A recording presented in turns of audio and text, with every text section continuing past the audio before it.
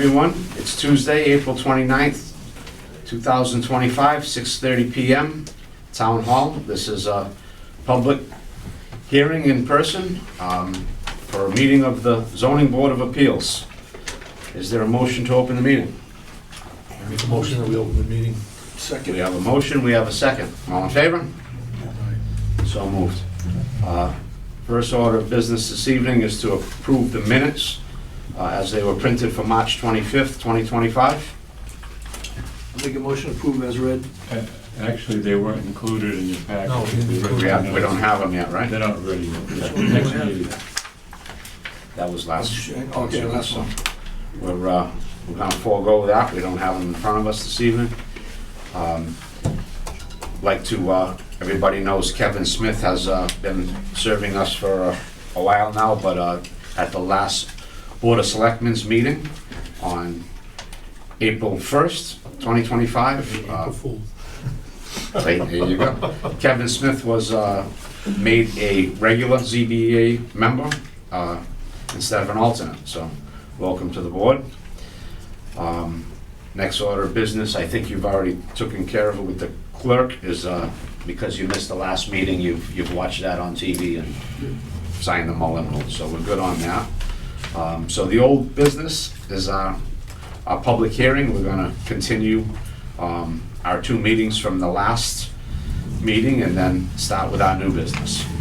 So bring us right up to speed with our case. First case is number 2025-0325B, continued from the March 25th meeting. Case of Buzzards Bay Coalition of 91 South Main Street, petitioning the board for a variance from the zoning bylaws, section 332E1, minimum lot area to create two buildable lots. The applicant has engaged an engineering firm to prepare an NIR, subdivide the 15,900 square foot parcel into two buildable lots. The applicant seeks to divide the property to create a house lot and a garage lot with the ANR plan. The applicant states the house lot will be sold and the garage lot will be retained by the applicant to serve the abutting 17-acre conservation restricted parcel they purchased. I do need a motion to open the public hearing for case number 2025-0325A. I make a motion that we open case number 2025.03.25B. A. Public hearing. A. It's B. B, sorry, B. Okay. Second. Thank you. I'm corrected. It is B. Yep. Motion in a second. All in favor? So moved. The floor is yours as the representative for Buzzards Bay Coalition. Can I set up the easel? Absolutely. Thank you. Could you hold that for me? Thank you. Thank you.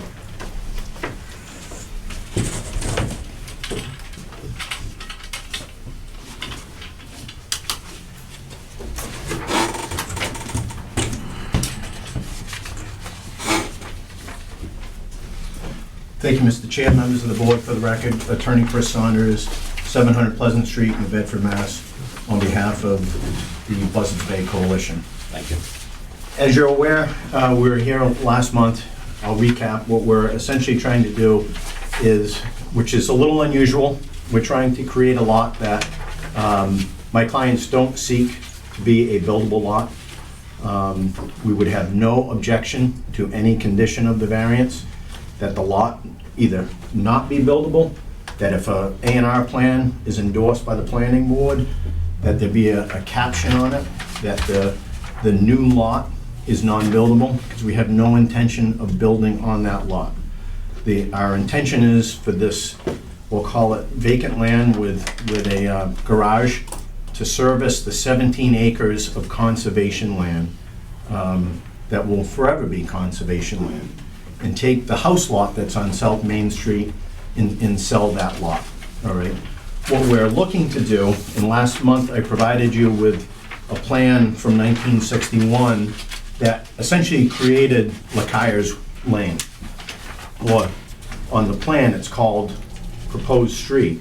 But we're looking to go back to what was done in 1971 that created a Lot A and a Lot B, and go on with Lot A and B, and sell Lot A, retain Lot B, not for residential purposes, but just to service the conservation land.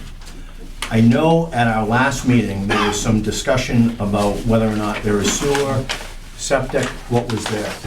And I thank the board for bringing that to our attention, because I went back to my clients, and they inquired with the town, and lo and behold, there is no sewer at this location. So the coalition has engaged Farland Corp., an engineering firm, to look at whether or not a septic system could be utilized on this new created Lot A.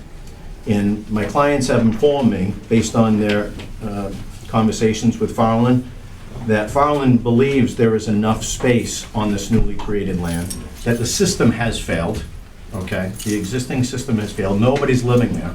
It's vacant. It's been vacant since the coalition has acquired the property. But they're looking to install a high-efficiency denitrification septic system. I myself don't know what that is, but I know the engineers know that this two-bedroom, it's a small house on South Main Street, that this system would be able to service that house. And again, not to rehash everything we said at our last meeting, I think we're a little unusual because we're not looking for this lot to be buildable. And I would agree to any condition that this board would impose to say the newly created lot would forever be non-buildable. And if you have any questions, I can answer them.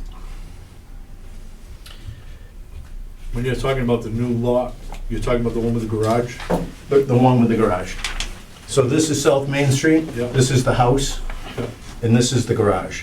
What we're looking to do is just cut off, and again, back in the 1961 plan, this was one lot, this was one lot. And actually, if you go further down Lacaya's Lane, there were two other lots down here.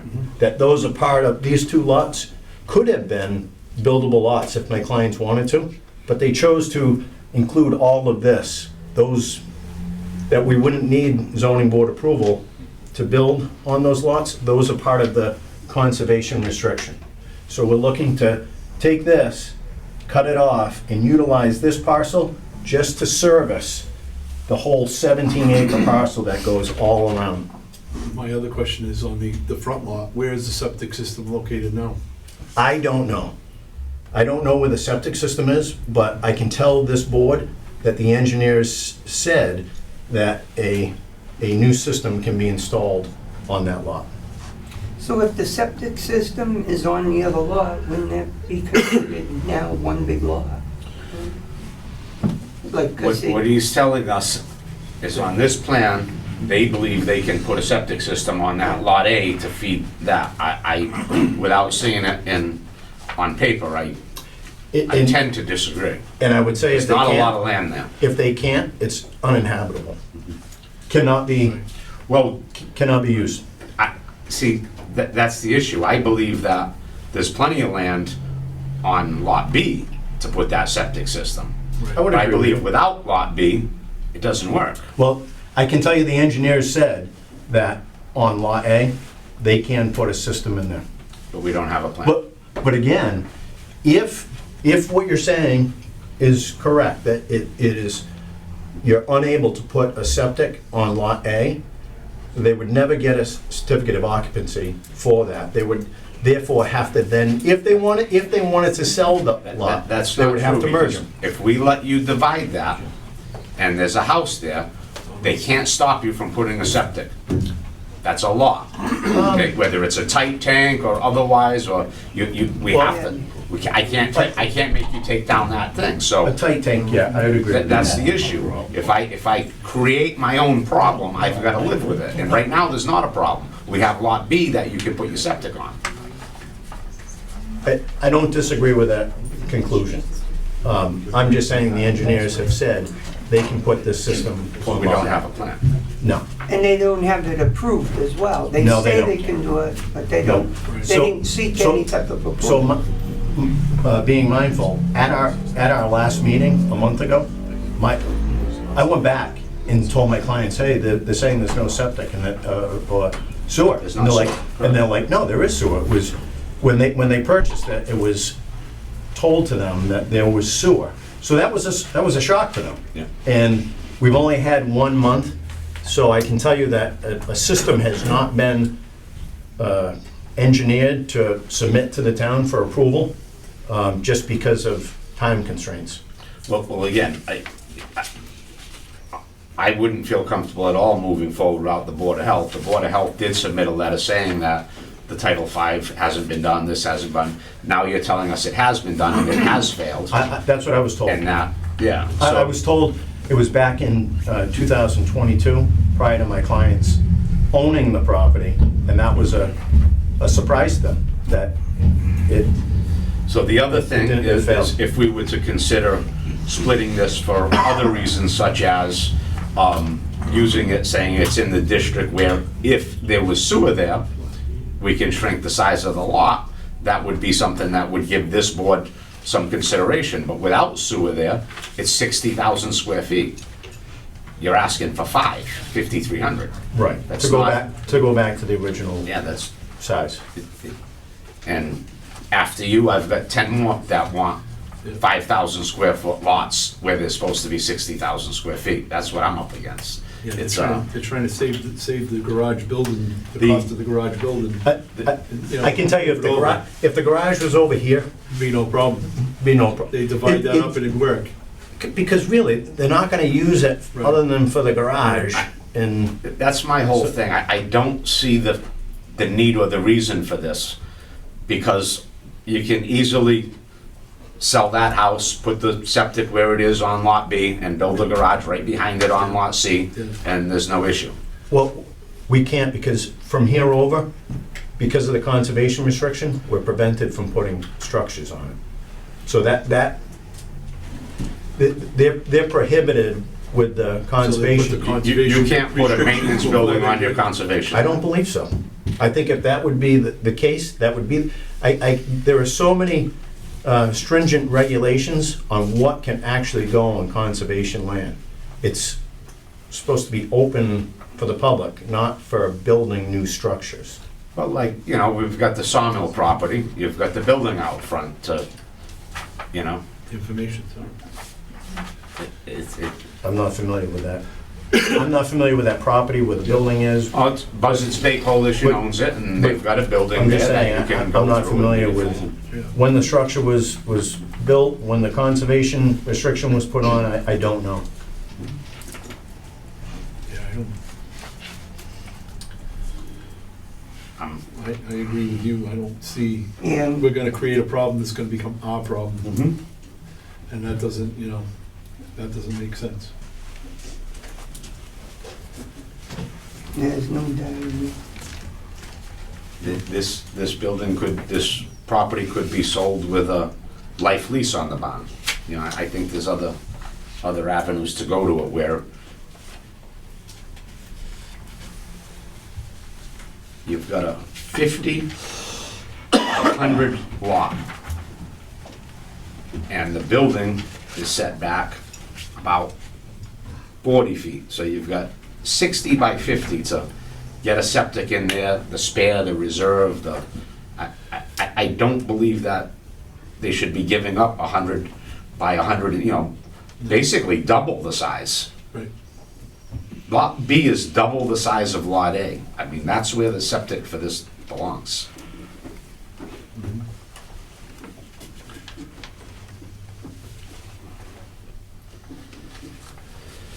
I don't know. Is there any abutters who'd like to speak? Mr. Chair, for the record, Brian Resendes, 30 South Main.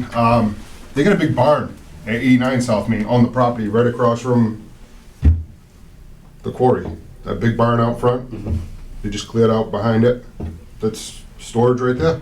They don't, you can't make a non-conforming lot more non-conforming.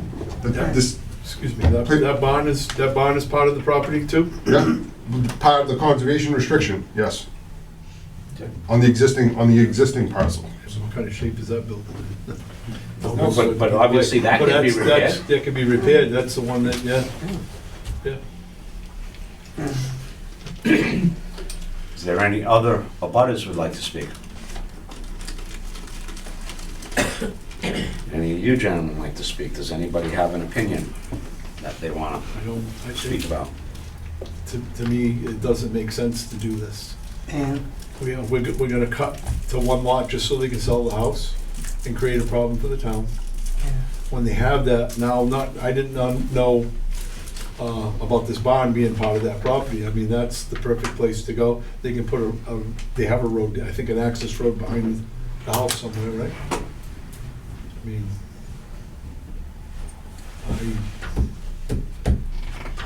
I make a motion that we deny it. There is a motion. I think before I'm just gonna ask, is there anybody else who'd like to speak on this? This is a public hearing, and if we're gonna deliberate over here and vote on this, I think we should close the public hearing. Okay. that's fine. I just have one more question for the attorney. Sure. Just, so why didn't Farland draw something up? Like you said, there was a little bit of a time constraint, but, so Well- what's their timeframe? To draw it up and submit it to the town, I honestly don't know Fallon's schedule. It was Yeah. just relayed to me that they have not had an opportunity to get it. First, I can't remember our last date. It was third week of, maybe March 25th, 22nd? Yes, March 25th. 25th? Yeah. After that, so on March 26th, I called my client and I said, hey, how do you know you have sewer? Because I'm told last night that you have no sewer. So they went back, I don't know if it took a day or two with the town to go back. A meeting was on a Tuesday night, so that started on Wednesday. I don't know if they got all the information that week, so they're back. Then when they find out, hey, we don't have sewer, then we gotta engage somebody. So that takes Time. I don't wanna say a whole RFP, but you gotta take that request, you gotta get board approval, then you gotta engage the firm. I'm I'm familiar not with, gonna beat you I'm up on the familiar with timeline. Farland, but It just took me over 4 months to get I know they're not gonna drop everything just to get a it. septic plan approved. I mean, would I love to be here with you today with a plan and say, here's where the septic's going? I'd love that, but I don't have it. 'Cause the other issue with that is, okay, if they need one, what happens if the people next door to that run out? Where's the constraint, are they gonna be able to put one, or are they gonna be restricted because of the spacing? Basically, you're only constricted by the well, the septics can go Okay. wherever. Okay, Because there's water there, so that's not right, an issue. right, okay. The two lots combined aren't even 100 feet, so if No. one can't have it, none of them can have it. Yeah, It's- right. it's- Yeah. That's not an issue. So, if we are done with discussing this before we deliberate, is there anybody else who wants to talk before we close the public hearing part of this? For discussion. Is there a motion to close the public discussion? I'll make a motion to close public discussion. Second. All in favor? So moved. Would you like to bring your motion back? I make a motion that we deny. There's just not enough room to split this. If they can use the bond that's on the other side, I think that'd be more than adequate for this whole, instead of creating a non-conforming lot that the town is gonna end up being responsible for. As we've all said, we all know, and I'm not against conservation and all that, but it does sound like they've got other options. And we're not supposed to make a non-conforming lot more non-conforming. That's right there. And that building is probably twice the size of that garage. I second that. It's more area.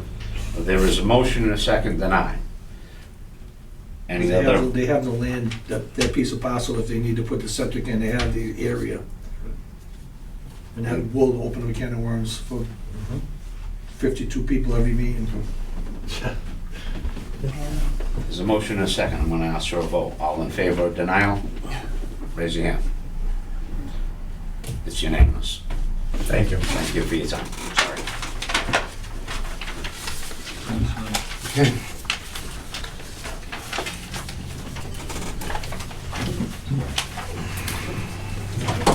Minute, he's got some paperwork to do over there, and we'll move on to our next one. Attorney Saunders, would you please?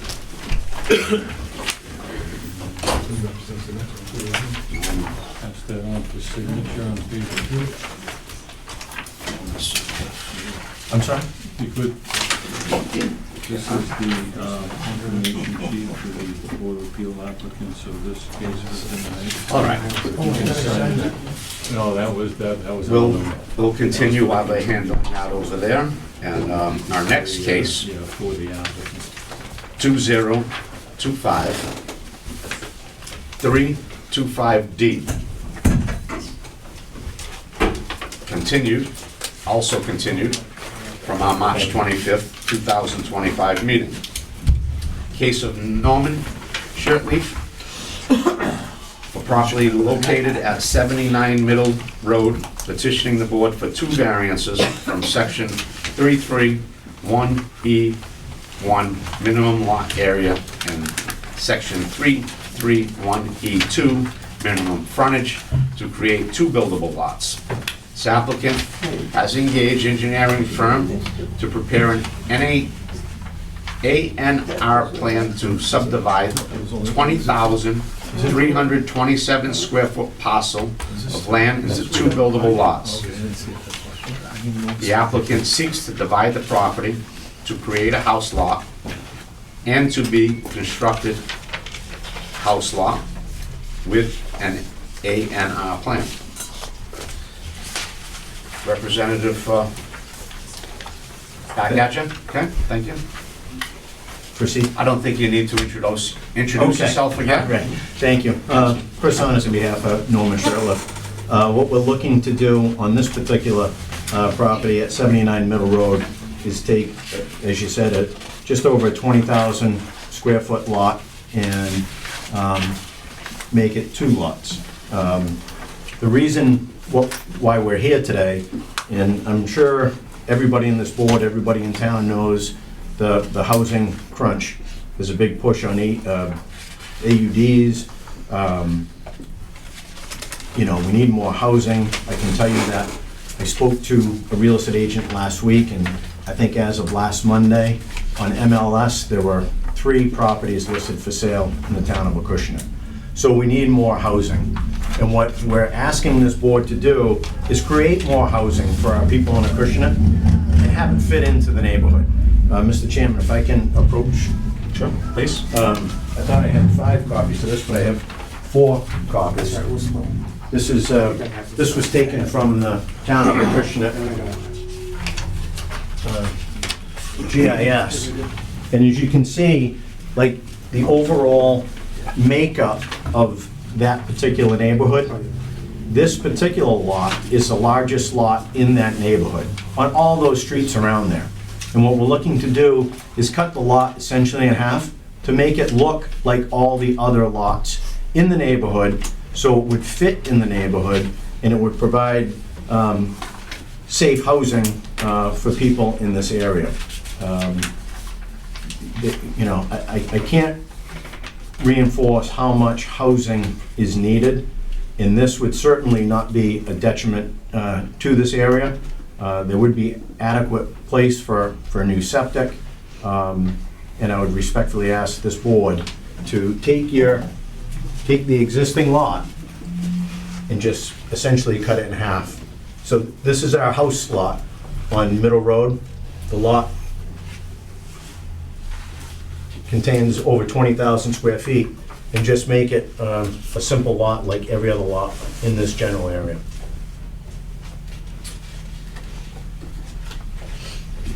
I like your plan and I don't disagree with you at all. However, the zoning bylaws are against exactly what you want, more housing. The reason for the bylaws are to curb housing. And it's not our job to circumvent the bylaws. If we need more housing and we're gonna go from 30,000 down to 10,000 or 20,000 or 30,000 because we need more housing, then the law needs to change so everybody can do the same thing.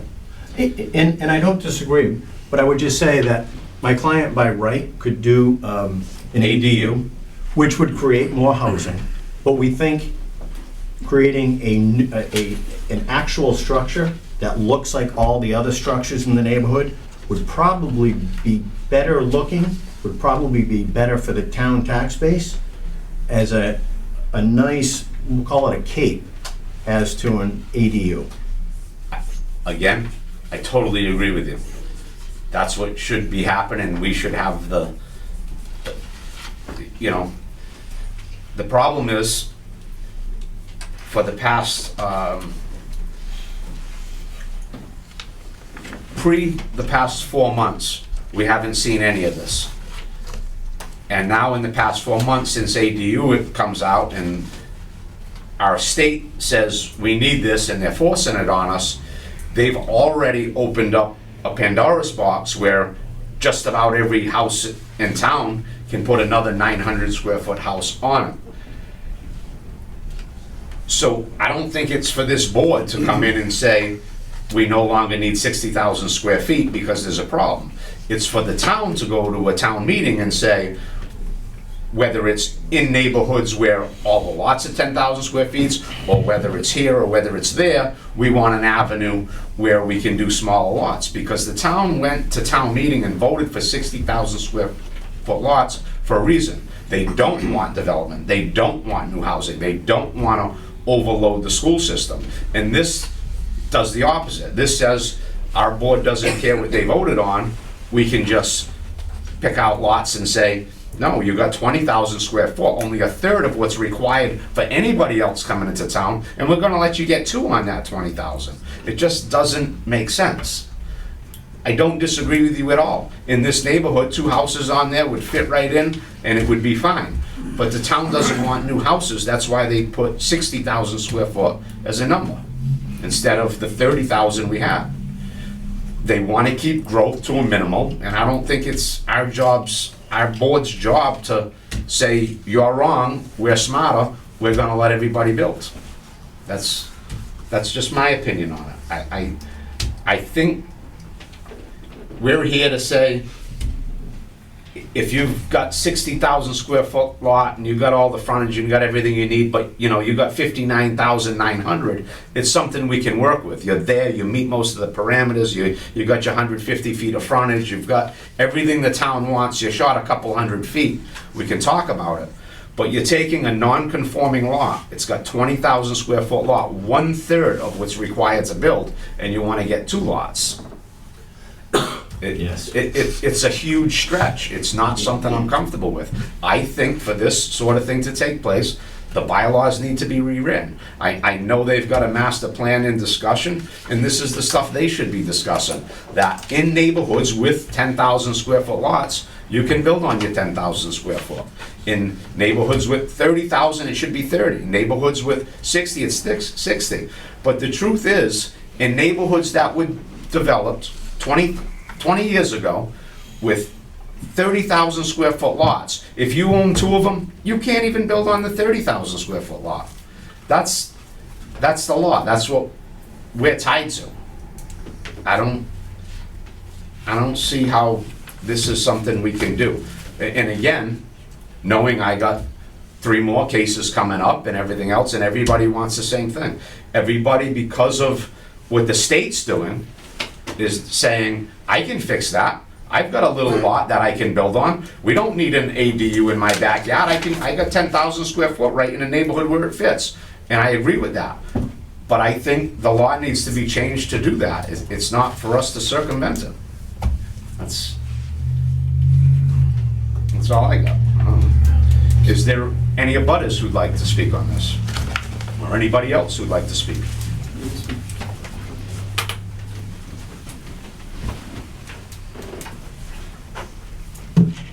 Good evening, folks. I'm Jen Montijo. I'm Jeremy Montijo. We live directly across from the proposed lot that would be created. We live at 8 Meadow Lane, right across the street. I see it, yep, thank you. Thank you. So, essentially, just to save everybody time, we just kind of feel the same way as, we feel in alignment with what you guys are saying, basically, that to subdivide this lot that's already non-conforming could create kind of a dangerous precedent for irresponsible development in the town of Acushnet. I'm from Acushnet. I've lived here a very long time. I plan to raise my family here. I don't plan on selling my house at 8 Meadow Lane anytime soon. And the zoning laws were written for a reason, to kind of pump the brakes on rapid development that was taking place previously. We live in a right to farm community. We live in a rural community. And we live in Acushnet for a reason, because we enjoy that open space, and we enjoy that the town values open space and values responsible development. And so, of course, I completely understand that the rest of the lots are a certain size. I'm just certainly in agreement that, this should go through the town if there were to be a discussion about further development, to ensure that everything is gone through appropriate channels to preserve the values of the town, preserve open space in the town, and to kind of highlight responsible development that is in alignment with, the landscape and community of the town of Acushnet. And furthermore, really quickly, Meadow Lane, if you go halfway up, you're no longer in Acushnet, you're at New Bedford. So as far as bringing it, the whole neighborhood looking a certain way, the whole neighborhood isn't in Acushnet. Half the neighborhood lies over the town line in New Bedford, which has different laws. Meadow Lane is not a through street. It's more narrow than Westland and Ludlow, where they are through streets. So again, development on Meadow Lane specifically, directly across from my house, would create significant changes and adjustments. The house next door to me, as well as the house on 79 Middle Road, both belonged to my cousin Donald Almeida. If you guys ever drove by Middle Road, this house at 79 used to be pink and white. My cousin Donald was always selling Adirondack chairs out there, if you ever drove by. So when he passed away, both of these houses were sold at the same time, of course.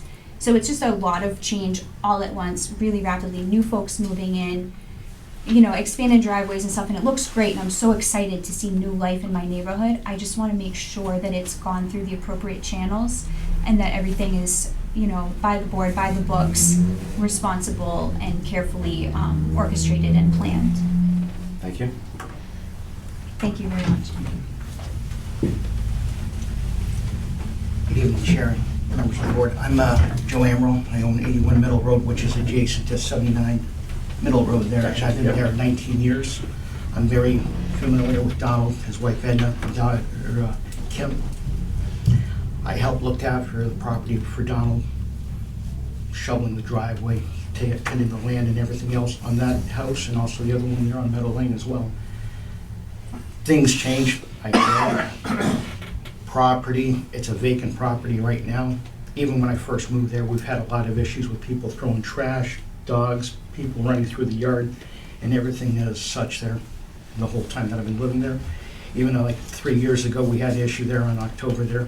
Police were involved, a bunch of children running through the yard, doing things, ending up on my doorstep as well. I know what Donald did there with his family with the property. He always knew that the property one day would probably end up being divided and all. I even have the original deed to the property at home and everything. It's a double lot. It matches up with the other ones, and I understand with the septics and everything else, and in this day and age, we do have better systems in play. It's an empty lot. I've had people run through the yard on a regular basis there over the years, and it's almost 20 years now. I'd like to see something there as opposed to an empty lot. Yes, it adds value to the area, it adds property value, probably another child or two to the school system, but it's like anything else. If you're gonna build another house, you're always gonna be bringing more people back in, like into the school system and so forth.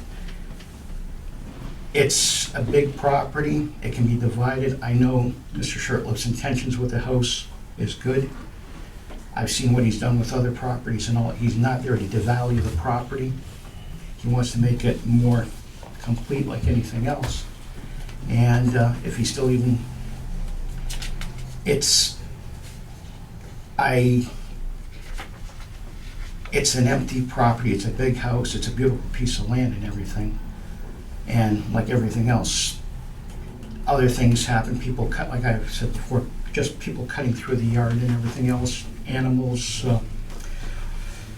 people with their pet dogs and all doing what they're doing, they're leaving their business. That was always an ongoing issue too and all, so. I understand the laws and the regulations with the septic system, that's one of the biggest issues here. And is there possibly in the future any city sewer tie-in into the neighborhood there, like they've always talked about since I moved to town there? That's always been a question, like, is that gonna be possibly down the road too as well? And I know it stops off at the police station there on Middle Road there with the city sewer and all, but it's a beautiful buildable lot. It would complete, it's like the missing piece to the neighborhood, because everything is all, it's all family orientated. That's one of the reasons why I moved to town here. It's a nice, quaint area. There's other parts of town there on the other side, up the road, that's all more farming type. You know, the right to farm, I appreciate it and I enjoy it, and you kind of got the best of both worlds. You can turn Acushnet right to the town line there to New Bedford, that you're still technically rural, but it's a nice place to raise a family, like I've been doing there for the last 20 years with my wife and my son. And I don't know what else to say other than, like, you know, it's, can we maybe revisit it with like a septic system that would be more acceptable to the board's decision on the size of the property. You know, technology's come a long way, and I know that there's other things in the mix there that could help us in a situation like this. Because everything, myself included, are all septic system, and everybody on Westland too, and they're smaller parcels and all too. It's a viable spot. It would be a nice little completion to the puzzle personally. And all it's gonna be is a vacant lot and probably attract things that you might not want there in the yard too. It's kind of like, yeah, you leave it open and everything, you still have the upkeep of it, maintaining it. People dump trash, the price of disposing waste and everything else is going up. People dumping things into your backyard, front yard, everything else. You don't know what's gonna happen, especially in the other parts of town as well. You go down like North Main Street in Acushnet, seeing more and more things being dumped on the side of the road and so forth. So who picks up the bill on that? We do, as taxpayers in town. We don't want to leave it as a possible place that people can dump stuff and everything else too as well. I believe fences make good neighbors to everybody else too. And it's a nice area. I'm planning on staying there till the end, so I'm not planning on going anywhere too. And it's a double lot when it was originally purchased. I have the paperwork at home that proves it. And to be it split, I know that the laws have changed over the years and everything else, but it's kind of like an incomplete little spot in the area. And it would give a little bit more security to some other people adjacent and abutting to it as well too, instead of people just walking through as happy-go-lucky. And like I say, I know his intentions, I've seen his intentions, and it adds value to wherever he's gone, and it would be just a nice addition to the neighborhood, to have a nice quaint little spot there that a young family could come move in and start their own little life together with, like what I did with myself 20 years ago. Like, you know, it's a nice town. I've been here 20 years, I enjoy it, like everything else. It's a quaint town, and it'd be good for somebody else too to do the same. And that's all I really have to say. Thank you for your time.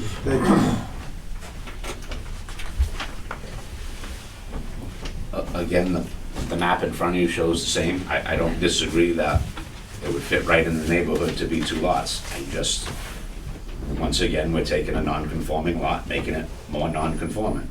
I think it should be up to the residents of the town to say that they want to change the bylaw, and that give us an opportunity to have 10,000 square foot lots in areas where they exist. If we push this forward today and say, no, we don't care what the bylaw says, we're okay with taking a 20,000 square foot lot and divide it in half, then there's gonna be 100 of them next week. That's my only contention, is Pandora's box. That's the only issue I have. I think it should be two lots. As this gentleman says, it's a vacant lot.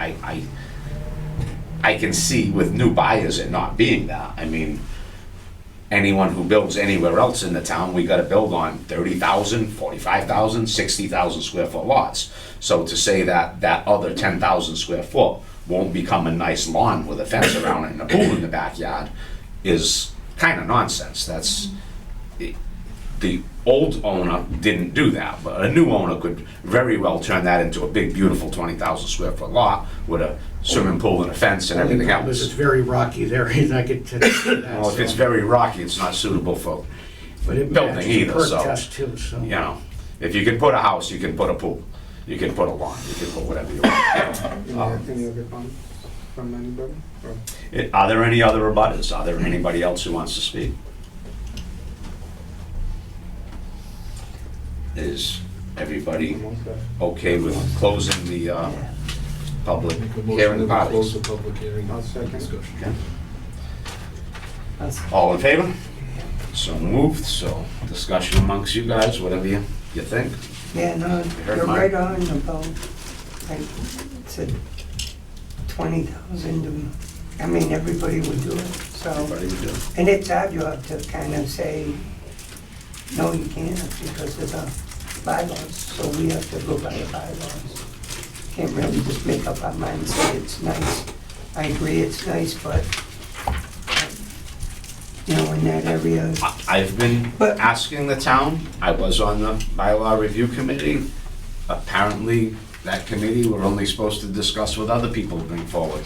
When I bring stuff like this forward, I'm told that's not the place for it. I think it is, but that's, the bylaws need to be changed so this stuff can take but place. the other thing too is, like, if they're on the borderline of 30,000 square foot lots. Right, if it's a few Then the hundred. guy's gonna be like, well, I could take this 30,000 square foot lot and put 3 tens, Yeah. you know? So it opens another Yeah. kind of can of If you're worms off by a too. little, it's one thing. Right. That's just half and half. And you're Cutting supposed to everything. show some type of hardship as well, which there is none. There isn't. Right, All right, so let's move forward. Is there a motion? Have motion to move tonight. There is a I'll motion. second. There's a second. All in favor? All against? Motion to, oh, I can have to withdraw on that vote. okay. You had said that before, that you were gonna Yeah. not take part in it, so. Chuck's relationship, he's just sitting and observing and listening. Okay. So we have 4 to deny, Yep, and that's where we're at. Thank you. Thank you. thank you. More.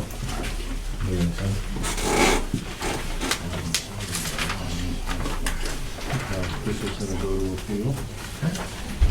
This will go to appeal. Once I give this to the town clerk, it's gonna go to appeal. And the client has the opportunity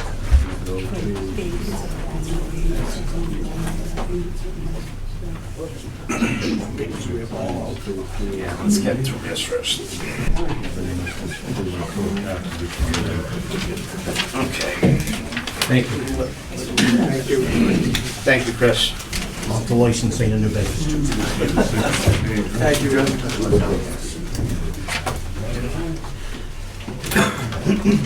Our next case this evening, case number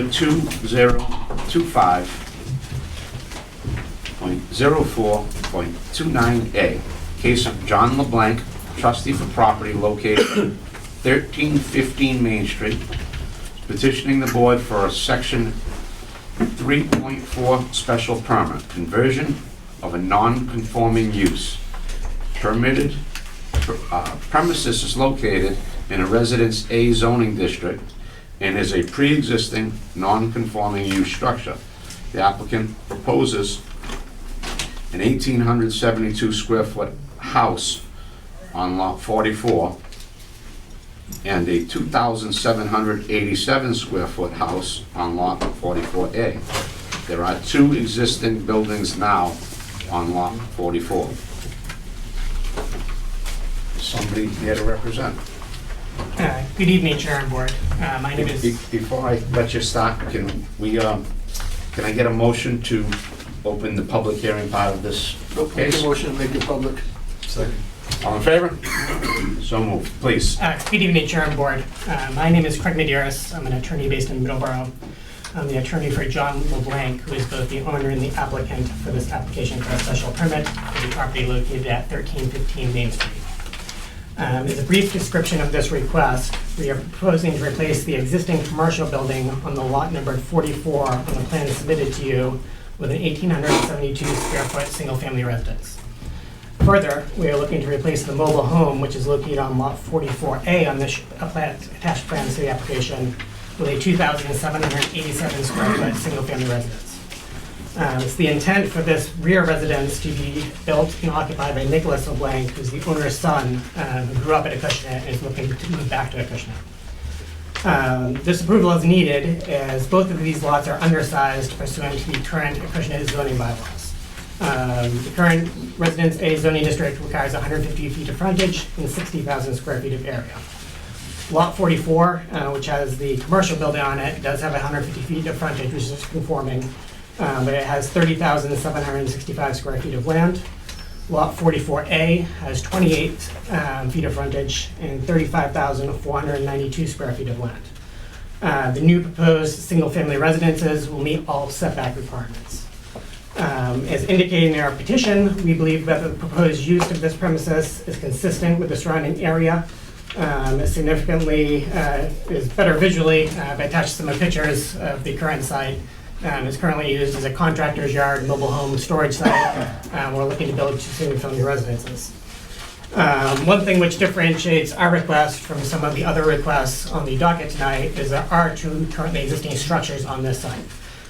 Pursuant to Mass General Laws, Chapter 41, Section 81L, if you have pre-existing structures which are constructed prior to the enactment of zoning, the division of that land into 2 lots is not considered a subdivision of land. In our particular case, these properties were constructed in 1974. The zoning bylaws in the town of Acushnet were adopted in 1975. So again, we're looking to keep it as 2 separate lots.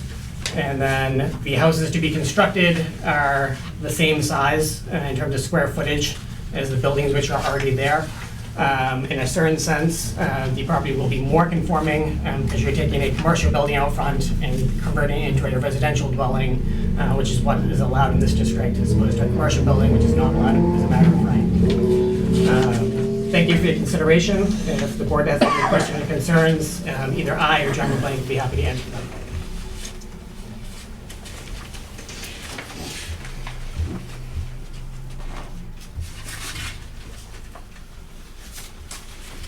Can I ask a question? Absolutely. Chairman? What's the septic situation now, and what's it gonna be? So currently, there is, I believe it's a 6-bedroom septic system that services both of the dwellings at the site. However, they are relatively large lots. They're over 30,000 square feet, one's 35,000 square feet. We can fit a conventional septic system in well on the site. The depth of the front lot is 220 feet. The depth of the rear lot is 370 feet. So there's plenty of room in terms of setbacks to fit a conforming septic system on the site. This is the chicken house there. Yeah, the old- The old hen house, I believe it was.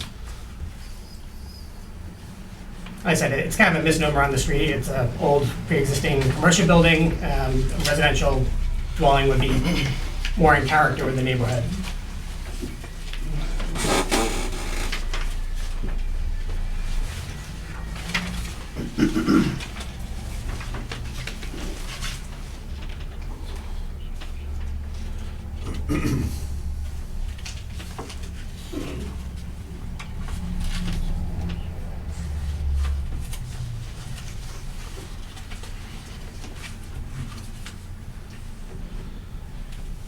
Another question, please. So were you trying to maintain the total square footage? Because I did add it up. It was 4650 before, now it's 4659. It's off by 9 square feet. Right. I mean, in theory, we could change the square footage. Right, by no, I was 9 just square feet. curious if you were trying to keep that. Yeah, I mean, kind of the impetus was the front lot is most likely going to be sold. We presumed a 26 by 36 colonial. Yeah. We could easily build a 26 by 34, maybe under the square footage. And like I said, the owner's son is planning on building in the back, that's why it's a larger house. He's kind of planning on building a dream home there. That's why it's a 3 little to larger. 5 acres, right? Retreat one? Yeah, retreat is for. 4, yeah. It's, The 28 feet don't work. I mean, it's 3 times the size of what we just discussed, but it's the same thing. There's 65,000 square feet plus. But looking at putting it in half, you need 150 by 150 to build. They're looking for 28 foot of frontage. If it was vacant, I would definitely agree with you, but the difference in our case is there's 2 dwellings, one on each lot. I'm not totally disagreeing with you that I know you have the structures there and they are what they are, but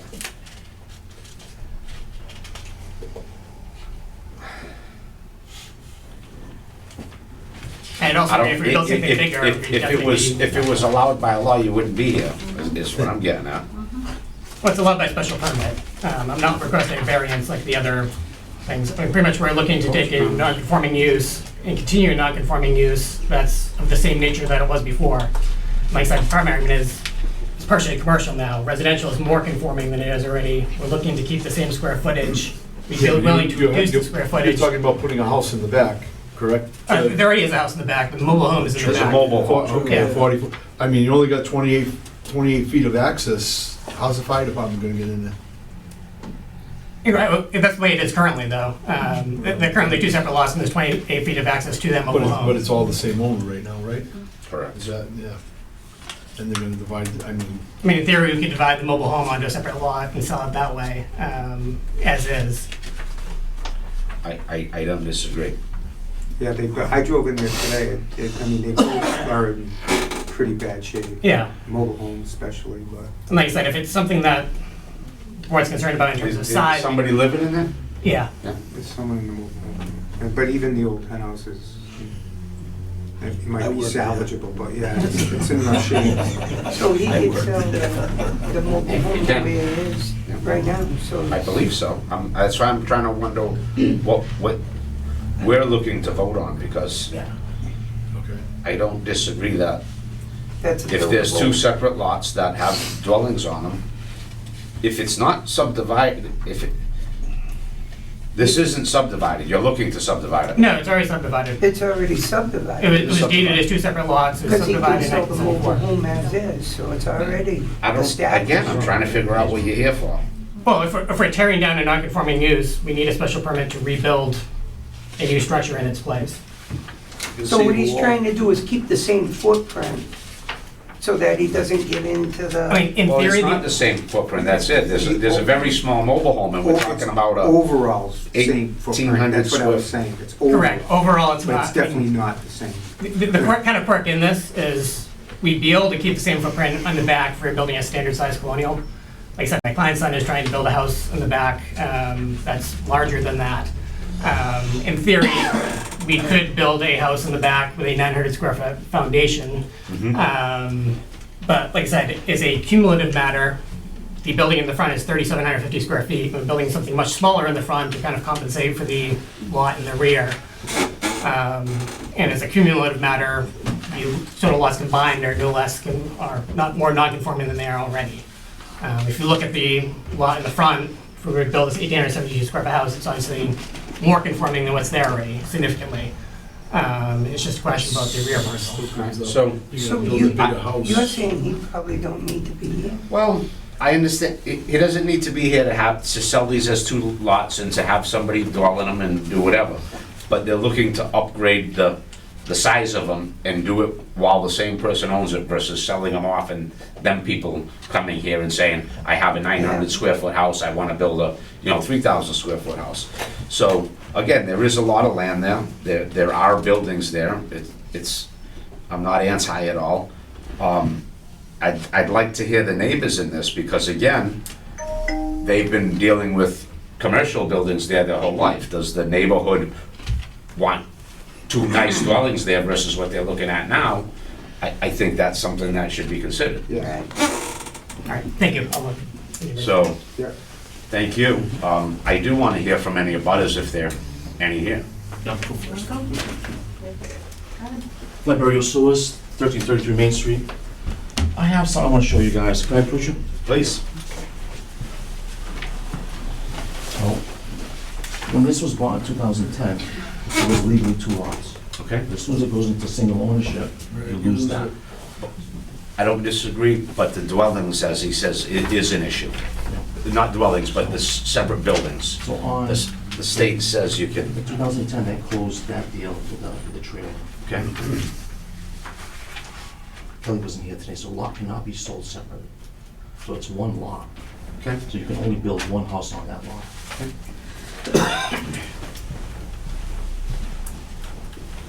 We'd love to see one beautiful big house there, Now, where do you live? 1333 Main Right, but Street. where's that compared to 30? I'm on the right-hand side. I'm You're further right down. on the right-hand side? Not right, Peter's on the right, Okay. I'm after Peter. So All right, so it's two houses. I'm those two houses. 43. I'm 43, right next to. You're right next door. So yeah, right- new right house. next to them. Yeah, the two new ones. Lee Yes, is okay, right yeah. after me. Yeah. So according to the town, once you buy a property, and it absolutely was 2 lots, there was 2 different ownerships at the time when he bought it. But when he bought it, put it in single ownership, that's it, you lose the lot. You lose the 2 lots. Now you're conforming to a 60,000 square foot lot. There's buildings, With a but structure. again, Once the because it trailer was goes mixed, away, that's it. because it was mixed use, what's allowed there is residential. They can have that other building there and use it through special permits to do, they had the, Grandfathered in. well, it's not, only what you were using, so it was grandfathered in as the restaurant bar, and then everybody who changes after that has to come back before the board and be, so they were allowed use for the use of the, Commercial. well, commercial use, but for its use, which was a landscaping Yeah. company. And then I believe they came and tried to change one more time, or, I don't have the whole backstory. But as Lee said, that the lot becomes one. The state again supersedes and says if there's 2 buildings there, but I believe it's 2 residences. I don't know if it's a resident and outbuilding or split use. And it does say, Is this property titled under one name? it is, That's what I see. It is. So, I mean, that's, so it's one lot now. It's been taxed for the last 15 years as one lot. It was under one owner for the No, it last was, 40 years. no, it was 2 owners. Okay, It was 2 owners. all right, thank you. It was 2 owners. She lived in Freetown. So Mr. Elgar didn't own both of them? No. Okay. Okay. So this, I gotta look here. So I highlighted the names. 1515 John LeBlanc. Closed. But that, And we actually did an abatement on it. Well, that's what I'm wondering. It needs clarification. My client bought it from Mr. Elder, both lots, Yeah, in the same deed with 2 separate descriptions. Okay. They weren't separate. yeah, I'm pretty sure that just applies to. It's recent, I don't recall. That was what was told me, it was, Of the trailer coming about. Actually, I have a couple of codes that. Can I interject on that? Yeah, and I have the deed. The deed's in your packet. The deed Yeah. from Mr. Elder for both parcels. I'm wondering with this closed on this trailer means, like, did he say that he wasn't using it and didn't want to pay on it? Or? Yeah, it was actually the deed from Richard Elder and Teresa O'Connor.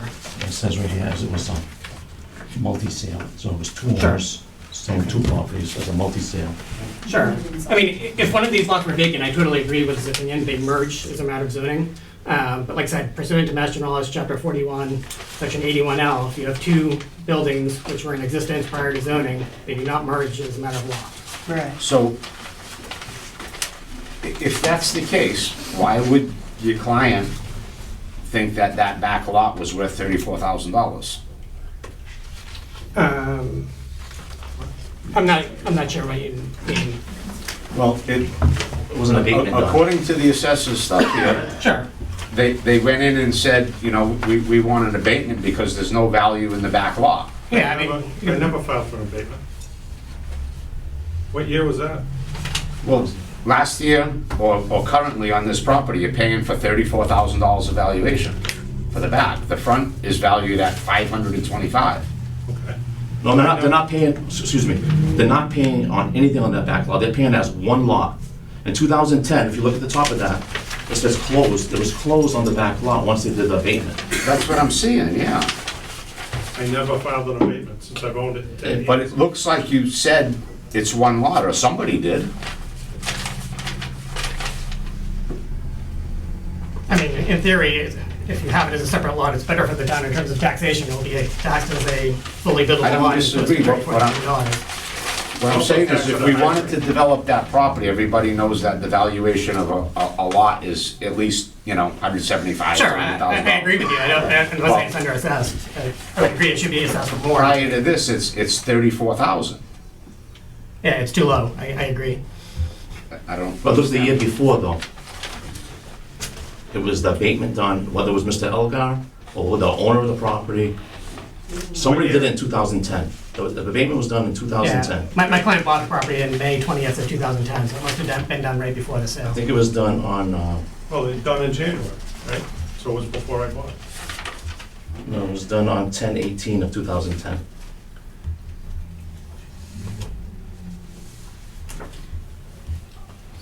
I mean, this paperwork's from 25. This is current. It's one lot.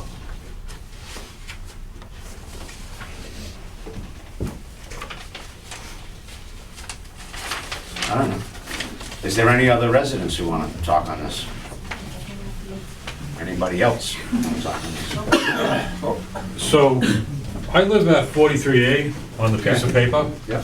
I'm right next door to this situation. I came from Randolph to get away from this kind of thing. I grew up in Randolph. I'm 40 years old. There's no land to be had in Randolph anymore because this is all they're doing.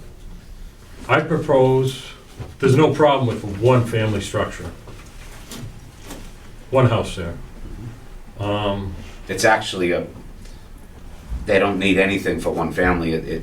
It's over 60,000 square foot. They got over 150. It's all, it's an easy buildable lot. They can put anything they want there. For the neighborhood, it wouldn't do justice with two houses there. It would definitely do justice to clean it up. I mean, the trailer in the back is a junkyard.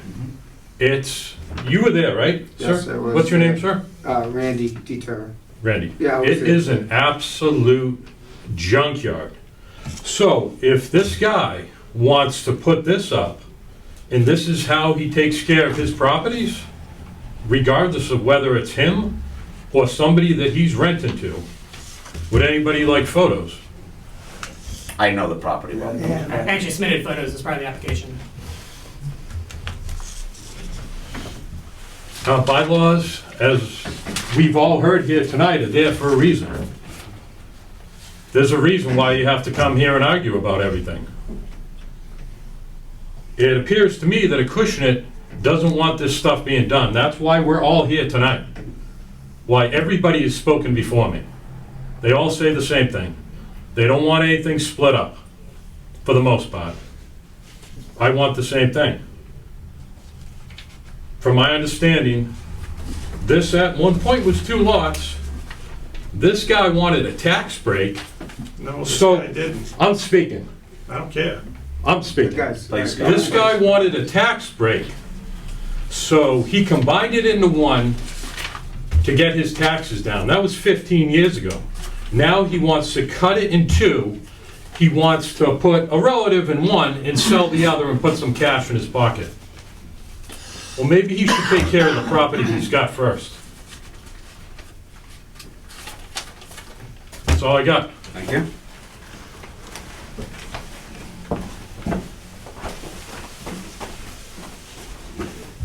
Paul St. John, 1303 Main Street. So this is all my family's property at one point, so I can kind of bring a lot of things to rest. The trailer, when it was subdivided back in, what was it, 74? I remember as a kid, it's 76, that was the year, but my grandparents lived in the trailer. The front part was a rental property, and then in 1980, Dick turned it into a restaurant. It's been commercial ever since. When he went to sell the property, at that time, my sister owned the back lot where the trailer was. And my sister signed over the parcel to him to make the sale to, I'm not even sure your name, sir. John LeBlanc. John LeBlanc. At that time, it turned into one lot. That's a fact. As you talked about the mess, I'm having a major problem with the tenant that's in the trailer now, because he's well encroached in my property. I try to be polite and talk to him nice, and he'll move back a little, and then he just comes right back onto my property. So you're on the left side? I am on the facing left it? side. Okay. And if you look at all the other lots, you talk about if it's gonna look for that area, all the other lots are single family, one building, long, deep lots. The two that's what we used to call, because it was an orchard, we called it the little orchard. It's now two house lots. And it's the same thing, it would be the same size. The property at 1303 is the same thing, it's one long straight back piece. So if we're gonna keep it the way it's supposed to be in that area to make it aesthetic, one lot. Thank you. Thank you. One more time, if you don't mind. So the property is in common ownership. My client bought the property on May 20th, 2010. At the time it was deeded to him, there's still two parcels. All of you have the deed there. Parcel 1 is Plat 4, Lot 44, mobile home site. That mobile home site obviously has the mobile home on it. Parcel 2 is Plat 4, Lot 44 restaurant site, which is a separate site. They're both non-conforming lots. They both have structures on them, so they don't merge as a matter of law. If they were vacant, they absolutely would merge and become one lot. We'd have the same issue as everybody else in here has. I believe as a matter of right, when I was talking to the building inspector, we could construct a house on this front lot because it is a 3,750 square foot structure. If we built a residence, then that all setbacks, it would comply with zoning. There wouldn't be any permits from this board required. The issue becomes the mobile home out back, which is the catch-22. It does look terrible. I totally admit that. I submitted pictures to the board. So the issue is we could build a house out front and then everybody, including the neighbors, is stuck with the mobile home out back, which is not a good solution for anyone. Like I said, I believe it's a better solution for everyone to have two nice houses, owner occupied. My client's not going to rent them, he's going to sell them. And it'd be better for the neighborhood. I do understand the condition of the property. It doesn't look great, but this would actually solve that issue. Thank you. Yeah, I agree that two homes would look better than what's there, and that's why I asked to hear from the neighbors. But the neighbors seem to think that, you know, they can live with what's there better than the potential of two, but please. Hi, my name is Leslie Bowen, 1314 Main Street, right across the street. Been there 20 years and I appreciate his pitch. And living with what's there has been 20 years for me and my family. It's not conforming. However, I just want to bring back the fact that we were here 3 years ago with this owner tried to propose two buildings, commercial buildings, and the paperwork did not make sense. So I'm asking for the board for transparency. Look at the paper trail of this property. Look at where the special permit is. Who owns the special permit? Changing hands, and thank you for family speaking up, because I feel like paper trail has kind of got lost over time. However, as a family member, my husband, kids across the street, we have lived with that eyesore. Having a home across the street would be amazing. It's technically a state highway, which never thought I'd live on a state highway, but I do. And I've raised my family and will continue to do that. I would love to see something better than what it is, having to call police and the fire trucks, and the fire trucks could not get to the back of that property. Two homes, will they get back there? I don't even know at this point. I defer to the gentlemen here that know the regulations and the lineage of like land and so forth. I just want to know the transparency for the paperwork and everything else going to this property and make it better, because quite frankly, I've lived with a metal barn out there with and tires burning and everything else. Like, it is horrendous, and he hasn't done anything in 10 years. And now all of a sudden, 3 years ago, he wanted to put 2 buildings up, make it more commercial. Now he wants to put 2 residences up, and still doesn't, I was the here math when we doesn't- denied that, so I yeah, the I know math what doesn't you're add. talking So I about. just want to make sure that, please. I just want everybody to be aware that the attorney is right when he says that and I also agree that it's gone from 2 lots to 1. Okay. But there is stipulation in the state that says if the dwellings are there, they can be divided. I'm not real sure. I know the trailer can stay and always be its own, and you can't tell them to take it away because it's there. The house up front isn't a house. So converting that use back, I'm not so sure if he can. That's gonna be between the building inspector and I guess this board if it's comes to us in that pitch. But right now, we're just being asked to look at these as separate lots and allow the building of two homes. So I'm hearing the neighborhood say, no, they're not for that.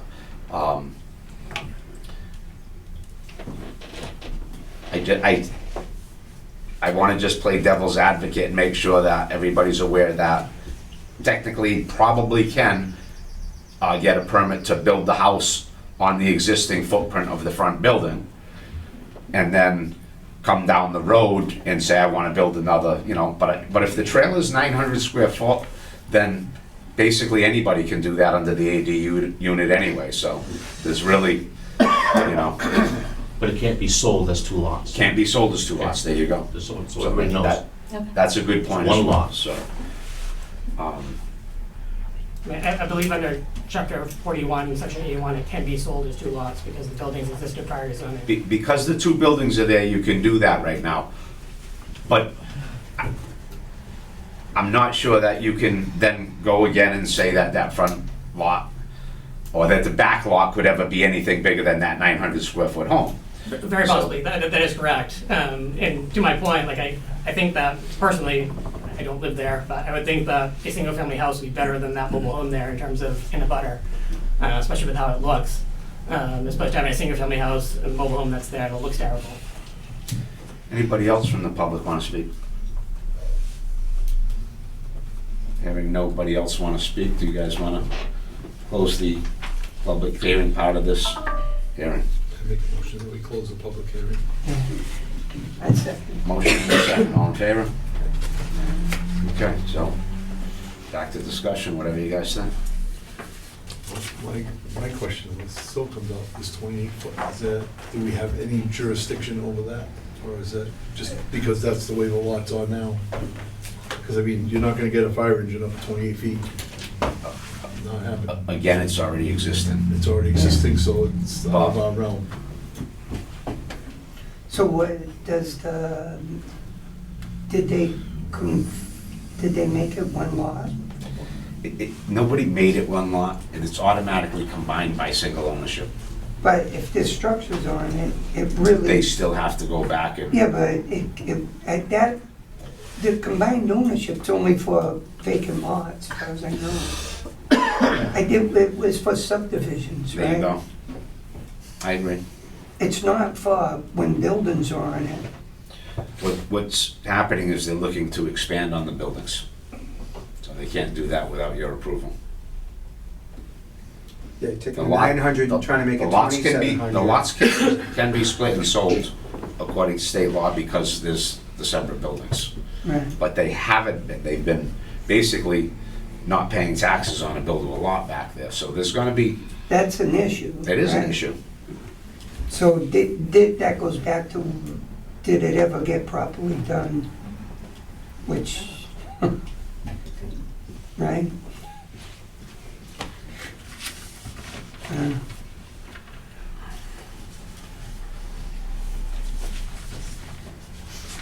I'm gonna read the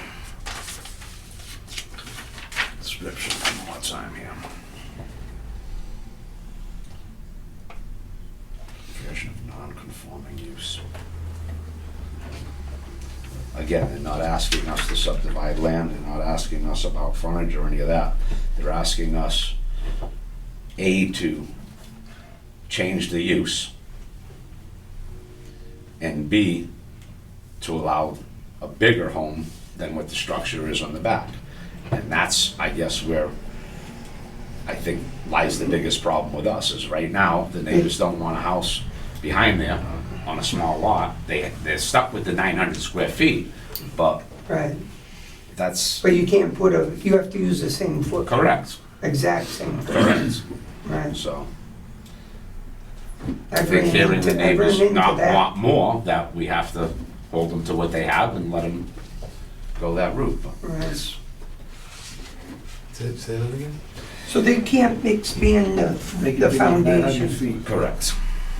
No, it has to I stay ran the into same that thing. two times already, so. If the neighborhood was in support of having 2 new homes there, I could get behind it. Right. But they don't want more, and They're not gonna, I'm hearing that they don't want more, and I don't think we should say that, Up the trend. you know, they should have more. 'Cause what's theirs was there, they can keep it, they can do what they want, you know, and work it how they want, but when they're looking for more, yeah, it's up to them to say that the more is gonna be better or worse, and the neighborhood thinks it's gonna be worse, so I don't think you should. Yeah, are we beyond public comment? Just one comment, I mean, like I said, my client's intent was for the rear lot to have his son live there to build a larger house. He would potentially contemplate building a smaller house that's within a 900 square foot footprint on the rear lot, if that's something that the board would consider. I think so if you kept it over for discussion, we could come in with an alternate plan showing a 900 square foot foundation, Puts the same size. 1,800 square foot house in the back. If he does the same size, we have no control. Yeah, He can go there and rebuild the 900 square foot. does he So have to resubmit the thing? It's, and again, with the new ADU guidelines, as long as they build more than an 1,800 square foot house out front, they can put a 900 square foot new ADU in the back anyway. But again, it stays one lot, one owner, as Lee brought up, you know, that's, you can't subdivide it and split it and sell it. But these are subdivided and split, so he can not even go that route, just put a brand new 900 square foot house in the back and put a new house out front. So that's, but I don't believe he needs anything from us to do that. He's looking to up the footprint. Right, right. Up in the footprint, we That, can't do that's it. triggers the. Yeah, we wouldn't be able to do it. Is there a motion? Yeah, I'll make a motion to deny it as this is. There's a motion to deny. Is there a second? I second. There's a second. All those in favor? All in favor, so none against. Unanimous.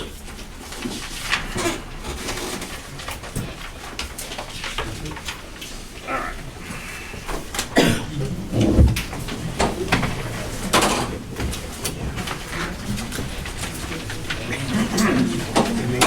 Hey, Craig? Craig? Our next case, case number. Case number 2025-0429B. Case Andrew GM Greco. Did I say that right? Got it. GM Greco, for property located at 201 Peckham Road, petitioning the board for a special permit, section 331A 11, for permission for a kennel exceeding 20 dogs. The number of dogs requested is in excess of the 15 allowed by right. Thank you for hearing me this evening. Once again, doing things the Make way. a motion, yeah, the old way. I make a motion that we open the case. The public meeting. Public hearing.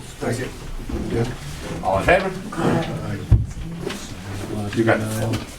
Thank you for hearing me this evening. I've recently moved to 201 Peckham, as you can see. My business is dogs. I breed Tiny Corso, and I also train dogs in a specialized discipline. So my clients ask me to take dogs to dog shows and present them at, around the country at AKC shows.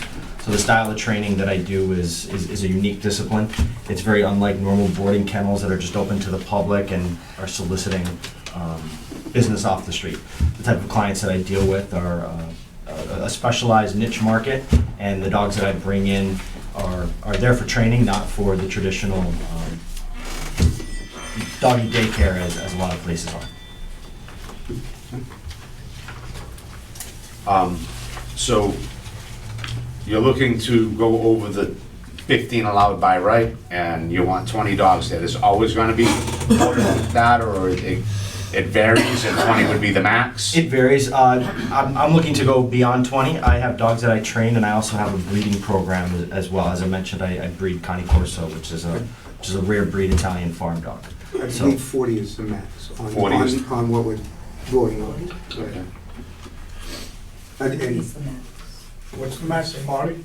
I believe it is, and that's Yes. just information. That's on a Second- kennel, or is it different classification after that, or that's the limit altogether? Yeah, so I think it's 15 or under what he has now, Yeah, and then the 20, I think it's at max is at 40. But don't quote me on that, that's what I heard on numbers. So I don't want to say that's official. What's the training you're doing? I'm sorry? What's the training you're doing? Mostly Show? confirmation Confirmation, training. okay. So if you're familiar with the Westminster Kennel Club show you see on Yeah, TV yeah, every you year, got the logo on there. yes, that's an event that Yeah. I'm quite frequently at. Yeah, so it's not like you're doing dog. So do they bark or what? All dogs bark. My dogs are pretty well trained and very well disciplined. I don't. I can't have wild dogs when I take them to work and at the show. So part of their So there's not training an is max. to be obedient and to It's not be 15 obnoxious. allowed by- Right now it is. Yeah. Randy stopped by the house today. He can tell you what he heard when he was there. So I did do a drive-by there today, and I did find Andrew there, and we chatted for a little while. And I just wanted to get a sense, like usually I'll do a drive-by and look at a property and just kind of go on my merry way, kind of like I did the hen house today. But with dogs, I was concerned that, you know, what's there and what is he trying to do? So I did drive in and it seemed pretty quiet. Again, I'm not a neighbor there, I'd love to hear the abutters here soon, but everything looked very, very nice and in good shape. And I saw a couple of the dogs that he breeds, they look really cool. And, but again, I think he was mentioning that you wanted to have someone speak on your behalf tonight too, right? Yes, I have Becky, who's our town animal Correct. control officer, too. So. She's been to the property a number of times. and can tell Right, you- so she might have a little more insight as well. But from what I saw, everything looked really good. He's been in there since October. And again, it's all about what the neighbors are gonna say if they're here tonight, if they wanna comment. We'd be happy to hear what they have to I say. can barely see you over there, Becky, but can I ask you a question or two? Sure. So I do have it here, I found kennel licenses and stuff. You've got 1 to 4 dogs, 5 to 15, over 15, and then commercial kennel, which is, I guess, where we're at. Correct. And that number doesn't seem to have a limit and contingent upon zoning board of appeals approval. So there is no limit to that number? No, but I asked him what he thought the highest number that he would possibly have. Mm-hmm. He said no more than 40. 40. So there is no Necessarily going to have- limit in writing then? I'm sorry? But I He believe, was saying that I he believe doesn't you want more can, than you 40. can make that limit. Okay, That's all right, what, that's all. anything over the 15 dogs is gonna be set by this board Okay, according to what I'm reading here, Fair enough. okay? And you're asking for 40, Yes, sir. okay? I'm gonna ask the rest of the public for their turn unless you have anything else to add. Becky, do you have anything to add at all besides that, or? I do not at this time. I've been on the property, as he stated, several times since he's bought the property. Everything is always under control. Whenever there is a smallest issue that he thinks is going to be something, he is on the phone calling me. Okay, I have not had any complaints as of yet from any of the neighbors about his dogs barking. Either he is there or there are folks on the property. He has a vet tech that is also there that is trained. So the dogs are never left alone. They're not left outside. They're inside of the building. And I believe, and correct me if I'm wrong, the reason that we're gonna go to 40 is because of when you're breeding the Yes. pups that he may have. It's So not, again, those would be inside. He just had a litter not too long ago. He had them out for a little bit, very well behaved. Everything was under control. He had a couple of coyote problem issues out there. I addressed with him what we needed to do to correct that so that they wouldn't make the dogs bark. And again, right now, everything has been spot on. Okay. Anybody else wanna? Sure. My name's David Pereira, live at 200 Peckham Road, across the street. I don't know this gentleman, he moved in. I want to know what that building was actually made for. In other words, was that building constructed as a kennel? Or was it constructed as a barn? What's the building permit say for that building where these dogs are? I know it's been used as a kennel for the past. But it was never built as a kennel. What was it built for, as far as what's on the building permit? And the other thing is, would any of you guys want 40 dogs 200 feet from your house? I mean, I don't want to stop anybody from going into business, but what you're telling me is you're allowed 15 dogs without a permit? No, no, over 15 is a commercial permit. Okay, what's the average person allowed to have for dogs without a permit? There is no limit, you just have to get licenses from, so a So as license. long as you have licenses for the A dogs? license for a kennel, you can have 1 to 4 is $20, 5 to 15 is $50, over 15 dogs, $100, and commercial kennel is $150. So, again, he can have a license for over 15, Right. just by right, but that would be an individual, because he's actually running a business, it's considered a commercial kennel. Am I right? You are, those numbers are wrong though, I don't know where. I got an old book, Okay, and okay. numbers go So, up. yeah, those Yeah. numbers have gone up from So, there. 2009, that was the numbers. And I do kennel inspections every year, and Yep. if need be, I go back again if there is an issue. Okay. So, again, kennels are allowed throughout town. It's not something we determine. I think this is just because it's gonna be for commercial use. Again, he can have 15 personal dogs there, no problem. Right. Barking, making noise, whatever, but because he's running a business, he's here before us to get approval for that. So, Even if they had a kennel license, if it became a nuisance, it would be addressed. They cannot just bark Well, incessantly. my thing about it is, I'd rather just give them a shot and have 15 dogs and then bring it back in another year and see how it works out. that's gonna be stifling my business. Have you had one, I'm sorry. have you had one dog disturb your peace since you've been there? And most of the. I've heard dogs, but you've been keeping the dogs in the back lately, so, and I mean, I've been up in Maine most of the winter, so. And I will say that, since I've been there for 6 months, most of that time you've been up in Maine. Correct, but I have heard the dogs, so I'm not gonna say it, and I don't wanna stop you from being in business. I don't wanna stop anybody from being. Certainly what it sounds like. No, my part is, you want 40 dogs. To me, that's a heck of a lot of dogs. Well, Okay. I invite you across the street anytime to take a look, and you Right. haven't taken that opportunity yet. I've never been invited, so. But 40 dogs is a lot of dogs, and as far as I'm concerned, I'd rather you start off with, say, 15 dogs and see how it works, because it's gonna be a lot easier for you to get it then, or for us to say, no, this ain't working out. Well, I'd certainly like to. And then I'm worried about property value. What's gonna happen is property value if she wants to sell that house. That's another thing. Who's gonna wanna live near a kennel with 40 dogs? You've gotta understand where I'm coming from. I mean, I'm worried about the property value, I'm worried about the noise part. I don't wanna have to not be able to open my windows. in springtime But you don't have that and problem, because my kennel's in the backyard. I understand, but when, the dogs have been in the back for the last month or so. They've been back there for 6 Mr. months. Pereira, if you could address the board instead I'm of sorry. No, he was. giving him a hard time. Any Okay, questions but you that's- have, you that's can my bring up with problem. us. We'll bring it back. I have some more questions myself. I just want to hear from all the abutters first. Okay. But that's my thing. I'd rather start with, say, 15, see how it works, and then bring it back in another year, and if everything's kosher, then fine. Let it go through. Let him have 40 dogs. But 40 dogs, a lot of dogs. 40 dogs is counting puppies. I understand that, puppies make noise too. I just So have a litter of people- 12 puppies, so if I have 15 dogs, Right. then I'm up to 27. If you got two females that have had litters, you could have 22 And- dogs and right there. I would certainly like to be here in another year, that's so if I a have 15 possibility. dogs, I mean, won't be. I've had 3 dogs, and my neighbors have I've never had a run-in with Becky Oh, at I've all. had dogs all my life. I mean, You know? he's trying to But make if I have 40 dogs trying to make a across the living. street 200 feet from me, would you want 40 dogs 200 No feet problem. from your house? No problem.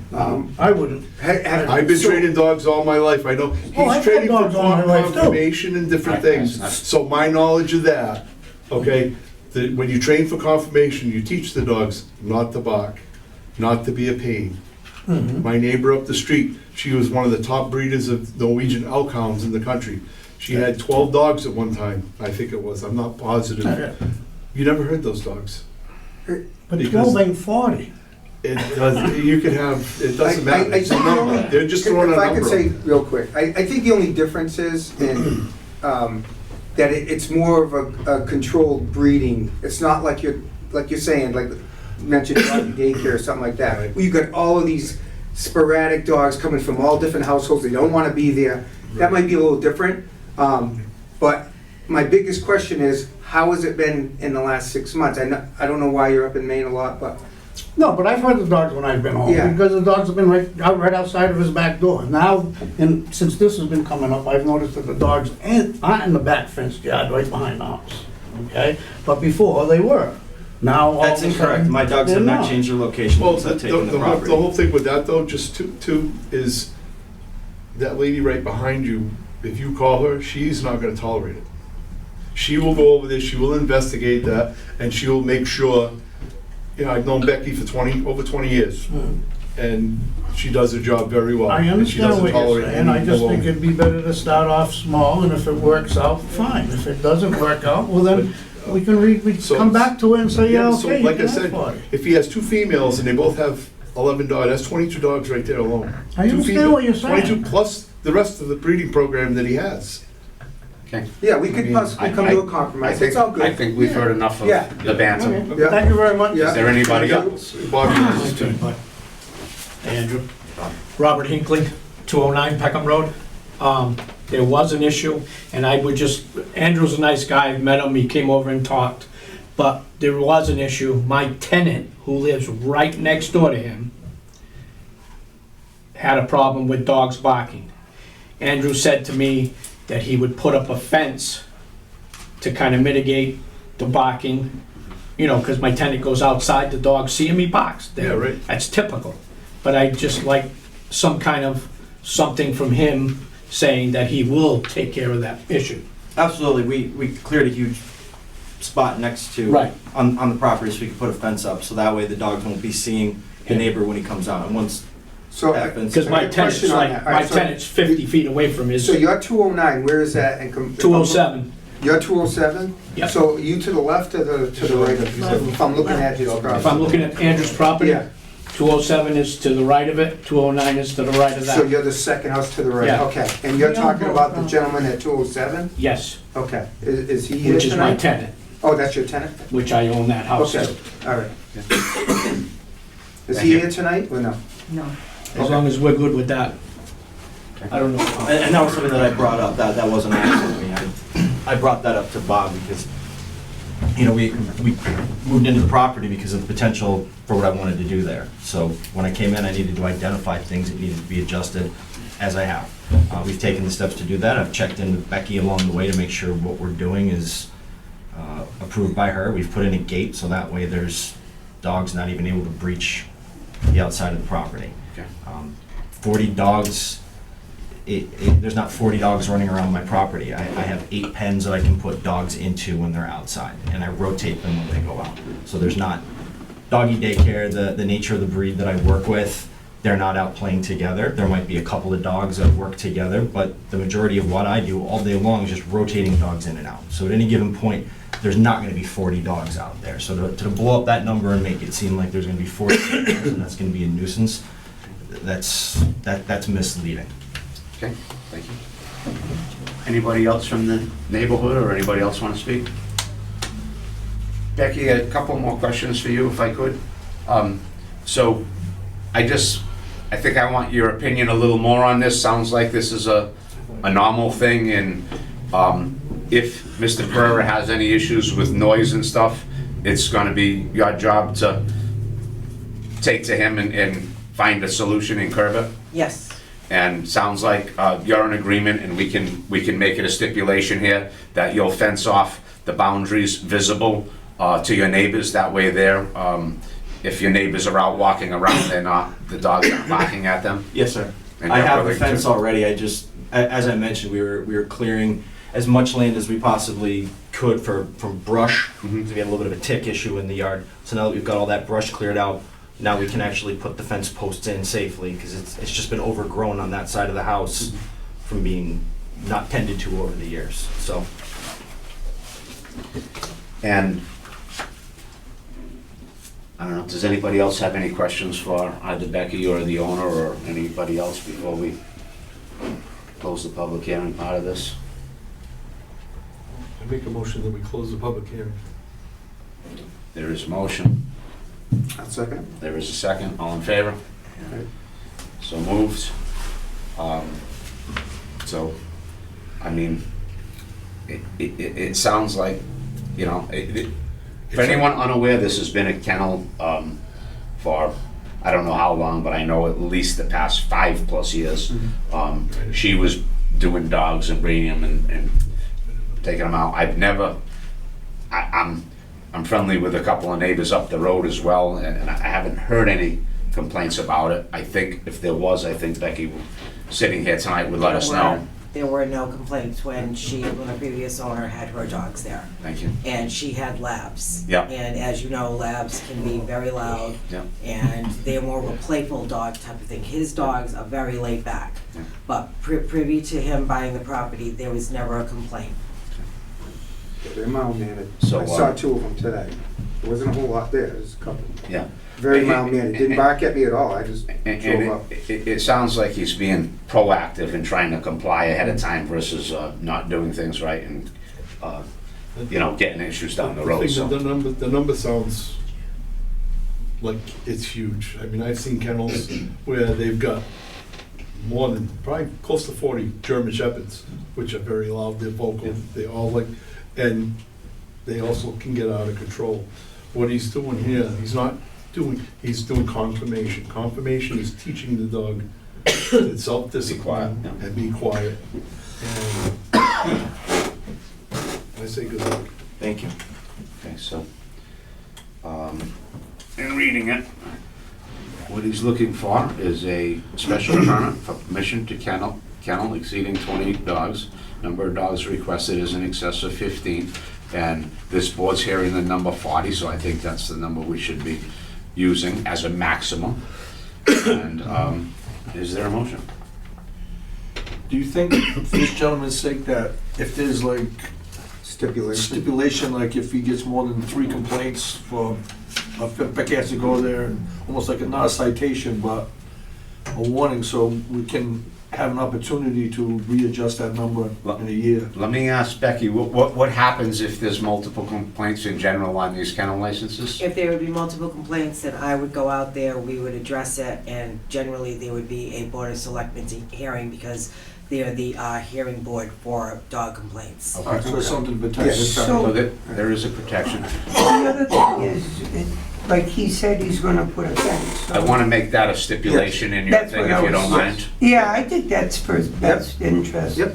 As far as the, I think that in That granting makes the sense. special permit, we are allowed to have the fence. The neighbors have asked for some privacy, and obviously that's what happens with any dog when you see people and whatnot. So Right. I think the fence is a reasonable request, so. That's not a problem. I offered to do that before it was requested, and I have the fence panels already. One other statement that I can make is, this again is not a doggy daycare or a boarding facility where there are people coming in and out on a constant basis. That's not the case here at all. Very low customer traffic. Minimal. Yeah. When he has, when he shows his puppies, obviously folks come over to Especially- view them. But it's not a constant, we're gonna have visiting Traffic. hours, et cetera, et cetera. So again, I believe if that, Want to redo one of you that? gentlemen are ready for a motion, I think it would be To add to those on to it? allow the kennel to board and train up to 40 dogs with the provision that fences are installed to curb both noise and sight of the project, you know. And then to stay on it with any, regular complaints, so everybody's kind of protected. Yeah. What kind of time frame would you need to get the fence up, so we just? can- To be safe, if you give me 2 weeks, I'll get it done. Oh, well, yeah, more than that, but, yeah, couple. All right, I make that motion. There is a And I will motion. be back out there to do an inspection on the fencing, and before even he starts it, I will be out there to give him some advice as well. But he showed me the plans, he knows, he's very well versed in what he's doing, so I I think- have confidence in him, so. I think, Chuck, if you just amend your motion to provide the fencing and have Becky provide oversight and some guidance here, and then address any issues that may arise from the neighbors. All right, amend that to, Becky's will kind of oversee that and approve that, making sure that the neighbors are happy with the fencing. And I'll allow that, make that a motion. There's a motion, and I believe Mr. White seconded it. Yeah. All those in favor? So moved. Becky, I'd just like to say I appreciate you being here tonight for this, so that it's not a regular thing we do here, and Well, appreciate this your... goes back quite a few years ago, because we've had kennels in town, and I wasn't aware of them when things were happening, and we've had some issues in the past. So I've made it a point that when something like this comes, even if it doesn't come before me, if you see anything, please reach out to me, so that way I can be well aware of it. I mean, obviously, I try to do my best to make sure all the dogs are licensed and legal, up to date on rabies.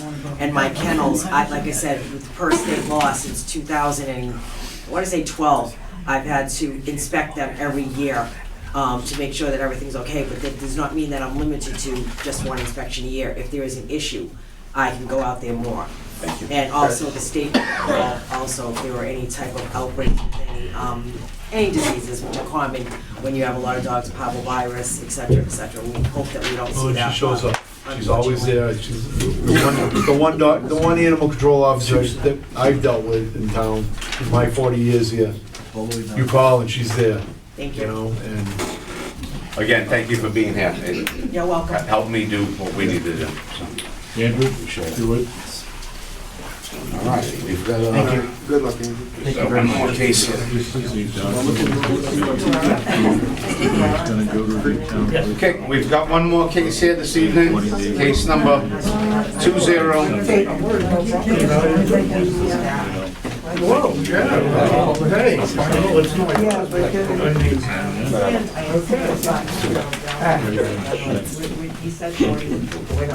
but We did close it. We did. yes, we did. So once again, our final case this evening, case number 2025.04.29C. No, I know. Case of Robert C. Rodericks for property located at 0 Eno Street, petitioning the board for a variance, section 3. When that was built, we were Guys, we got a meeting still, please? That's why we are here tonight. Section 3.31E1 Development Standards. The applicant requests a variance under the section to construct a 28 by 40 single-family dwelling on a 900 square foot lot, which is 400 short from meeting chapter 1, Mass General Law, chapter 150, section 10, which would be short 50,400 square feet under the zoning bylaws. The stated reason for the petition per Mass General Law, Chapter 150, Section 7, allows an AD unit to be constructed on the property, and the applicant would prefer to construct a single-family dwelling on a separate lot, but is short 4% or 400 square feet. Is there, before we ask, I'm just gonna ask for a motion to open a public hearing portion of this. I'll make a motion that we open the public hearing on this case. Second. All in favor? So moved. We have a representative. Good evening. Attorney John Matthew for Robert Rodericks. My office is 168 8th Street in New Bedford. We're in here, this hearing is a little different than some of your prior hearings. We're not asking to create any new lots. Mr. Rodrigues has a lot that, unfortunately, due to the common law theory of merger, which we've had and stuck with since subdivision law was created, this particular lot at some point was deemed undersized, and it was merged by common law with the abutting property that the then owners owned on Dorothy Street. The lot is separately taxed. It's been separately taxed. Mr. Rodrigues pays 2 separate tax bills. And under the acts of 2024, and the governor creating the new law to unmerge all these merged lots, so we could build more houses on lots that existed at some point and were buildable, we're here tonight. This particular area was designed in 1910. So a lot of these lots in the whole neighborhood are way undersized to the current zoning that's enacted in this area. Around this particular lot, most of the lots are about 10,000 square feet. So this particular lot, Mr. Rodrigues, under the new law with unmerging the property, the requirements are you have to have 75 feet of frontage. He's got 120 feet of frontage. He needs, they wrote it to, and I don't know where they came up with this number, but they wrote it with 10,000 square feet. So this lot has 9,600 square feet. So he's shy 400 square feet. So that's why we're here tonight. And we're hoping that the board would see that this is a lot different than all the prior requests that have been made before the board. And that, again, this lot exists. The only reason it's never been built on is at some point, the common law theory of merger was placed upon it, which made it unbuildable. But it's been separately taxed. It's been sitting there. Mr. Rodrigues has obtained a perk test on it. So he has an area that he can put a septic system. It has plenty of room for the house, so it can meet all the setbacks it needs. So that's why we're here. He'd rather build a small single-family house and sell it off than try to build an ADU on the property on the back of the other house. So it would just help the housing stock, and it would allow, those 2 houses to stay more reasonably priced if he wants to sell them in the future.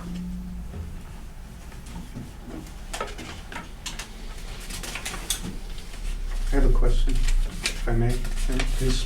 The proposed roadway, does that still have to go through the planning board or anything like that, or how does that work now? Well, you're asking a question, and I have my own opinion as to these paper private streets. Right. Some towns, some planning boards require you to go before them, to build out construction of the way. I personally sit on the planning board of Mattapoisett. I would never require that if someone came in here with us. Right. As long as they can build a driveway to it, they have a right to the paper street. Right. It exists. Their frontage is on that paper street. We know that because it has a tax bill. So again, the lot is there. In this case, he's proposing, I believe it's a driveway, it's probably about 100 feet long to the lot. Yeah. So it's not really a long driveway considering some of the size of the driveways and some of the houses that are sitting on 60,000 square feet. Yeah. So I don't think that, again, it's not a big deal. I drove by it today as well, and I saw it, yeah, it's just a little overgrown from the years of just sitting there. Right. But it's there. So I'm not quite sure what Acushnet Planning Board, what their position is on I this. don't know the answer to that question either, I don't know if Robert does.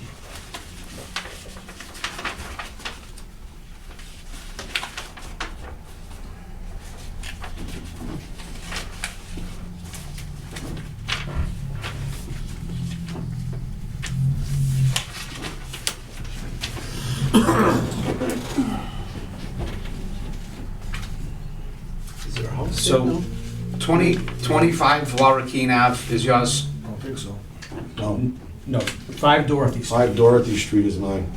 5 Dorothy. It's on the back, yeah, it's It's on the the other back side of it. It's like a 3,000 or 4,000 square foot lot, Dorothy Street. No, it's, that lot, your lot is 8,000 Oh, square feet. 8,000 square feet, sorry. Yeah, so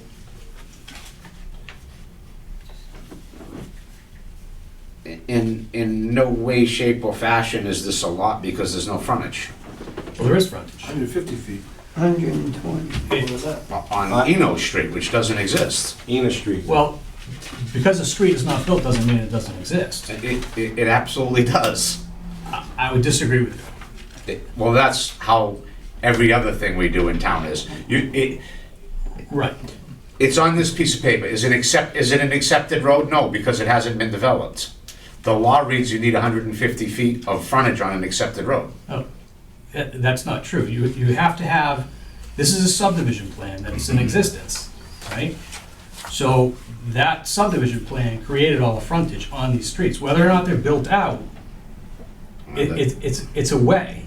They could be built out at any time. You don't, you go to the planning board, and I had someone today in another town, and I would absolutely disagree with the argument that you gotta go before a planning board or a subdivision plan to run a driveway down a paper street on some of these lots.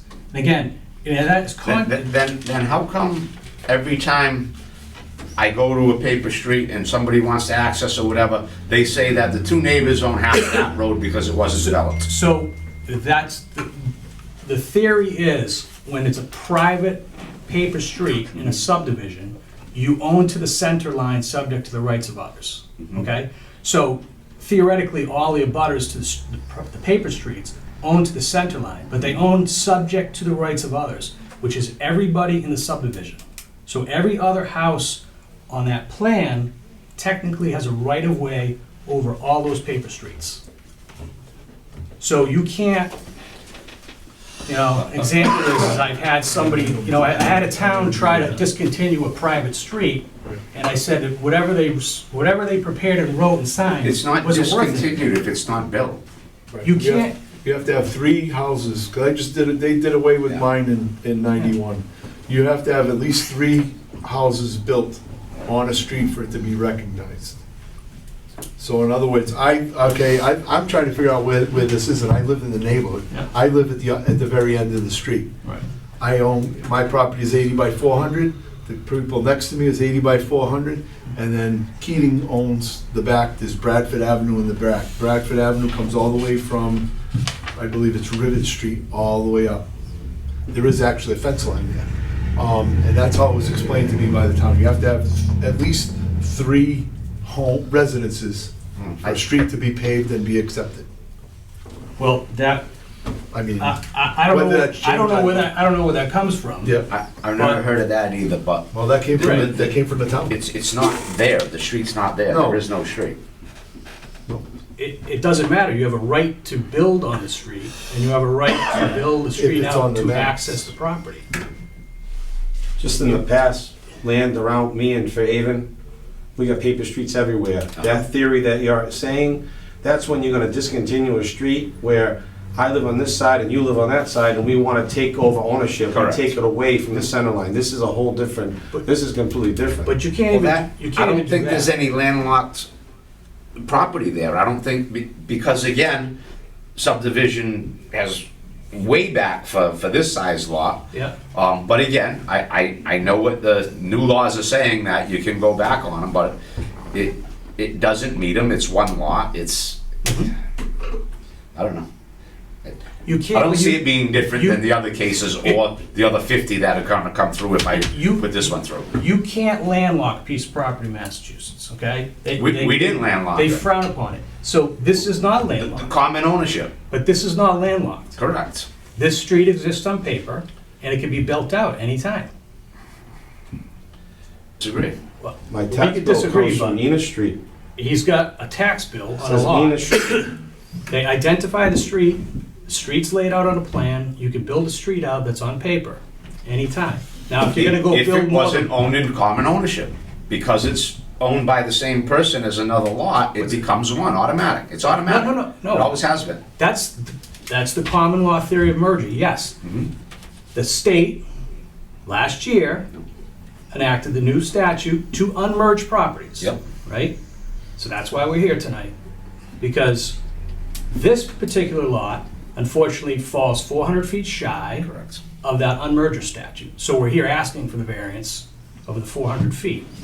Now, you said in earlier meetings that, if you're kind of close, we'll take a look at it, right? So here we are, we're kind of close. You're close to a state law that isn't good for town. You know what I mean? That's the whole thing. Right. We came up with 60,000 square foot as a town. We're not close to that. We're not even near that. Right, but if this was You're close to complying with the state. Go see the state and tell them to make it 9,500. If this was 10,000 square feet, we wouldn't be standing here. Correct. Right. Correct. So, again, Maybe, I don't know. Then you'd be talking to the building department about that street. and that street would get built out, because it's a... Right now, I see a proposed driveway, not a street, Right. proposed. Because why are we gonna build a whole street out 100 feet long to access? Because you need 150 foot on a accepted road to build a house. It's accepted. This plan was accepted by the planning board in 1910. And it doesn't give the right forever if it's not built. Yes, it does. I- I disagree with you totally. I disagree, Mr. Chairman. They're You taken have a away, paper street. their right's been taken away from a million paper streets a million times. You can't take a paper street right away from people that have lots on them. You can't do it. It happens all the time. It may happen all the time, but I'm gonna tell you legally, you can't do it. This lot exists on this paper street. The abutters own to the center line, subject to the rights of others, as long as it's a private street. A town can't discontinue these streets, because they have no right to discontinue streets they don't own. Now, if it was a public street and it was not built, the town could discontinue that street, okay? They could file a discontinuance, they could give it back to the abutters. In this case, the town has no control over this street. All the abutters have a right to these roads, and they have a right to come in, and they have a right to ask to be built on, and they gotta build the street out according to whatever the situation is. So in this case, we're asking to put, he's gonna propose a driveway. Now, But a I mean- road, it don't make a difference to me, yeah. he could put a road in, That's what you want, but I don't think but that's necessary. that's sort of the planning board's purview at this point. Agreed. So.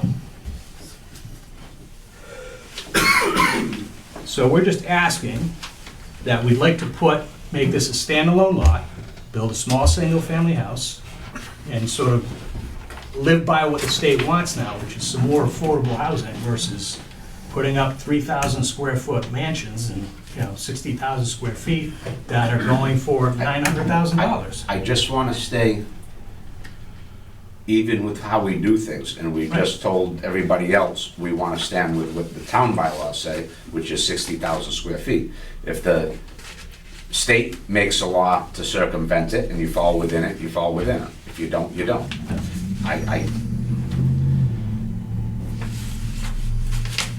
I don't want to keep repeating myself with Pandora's box. You approve one, you're going to have 300 of them. Right, but again, we're here, we have an existing assessed lot. And it's sitting there, it's standing alone. It's not And standing alone, it's common ownership. It's in common ownership, it's in common ownership, it's not standalone. It would stand alone if it had 10,000 square foot and you went back and you used the new law and re-subdivided it. Yep. But we're not asking to create a new lot here. Everyone else was coming in here asking you to create lots. Not really, the first case was the same thing. It used to be 2 lots, It was deeded originally as 2, he bought double lots together, it becomes 1. It's the same exact as our first case, that's why I have, I don't want to flip-flop back and forth because of who it is versus the logistics of it. We told a guy with 20,000 square foot, he can't have 2 10,000 square foot lots. Now we got one that's, 8,000 and one that's 9,600, and we're being asked to say something different. It's the same thing. It's the exact same thing.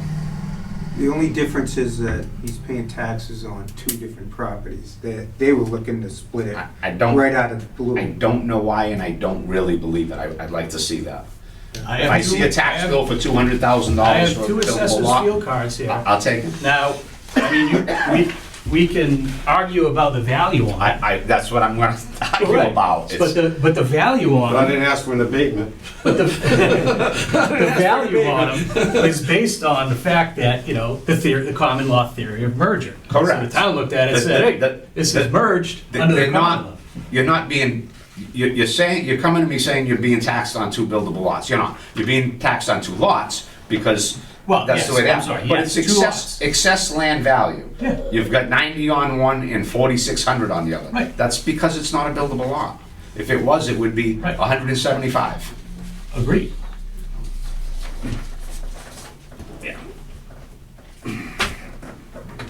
Any abutters, anybody else want to speak on this matter? For or against, any which way? I live on 15 Dorothy Street. Could you come up to the podium, please?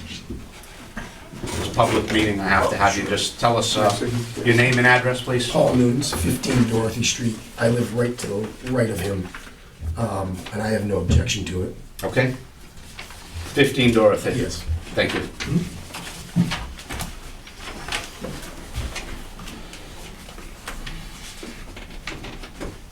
Anybody else want to comment in any direction? Does anybody have any questions for the owner or their representative?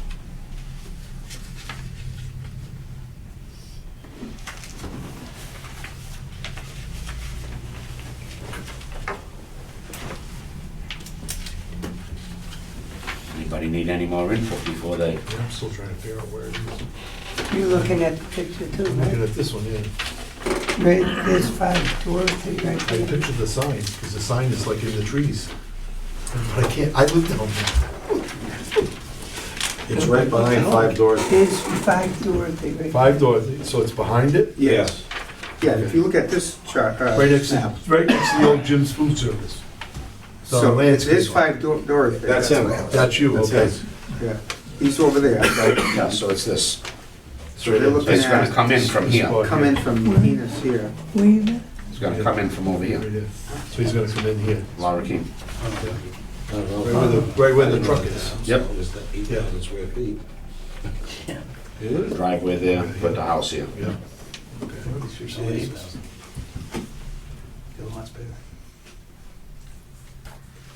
A lot of woods behind them.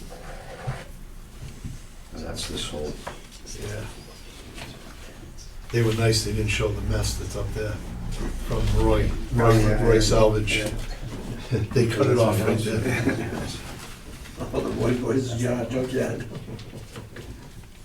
Yeah, that was a hose job to the town. They keep putting roll-offs with us, can't see it. any questions? Anybody need any more information before making a decision? Has anybody got a motion to close the public hearing? I'll make a motion that we close the public hearing. Second. Motion is second, all in favor? So moved. Does anybody have a motion for or against? I'm not gonna get in the way of 400 square feet if it's 2 separate lots and you're paying 2 tax bills and there's an access to it. It's not 2 tax bills, it's excess land. But, so It's the same as anybody else who has stuff merged and hasn't gone there to say, I want 1 tax bill.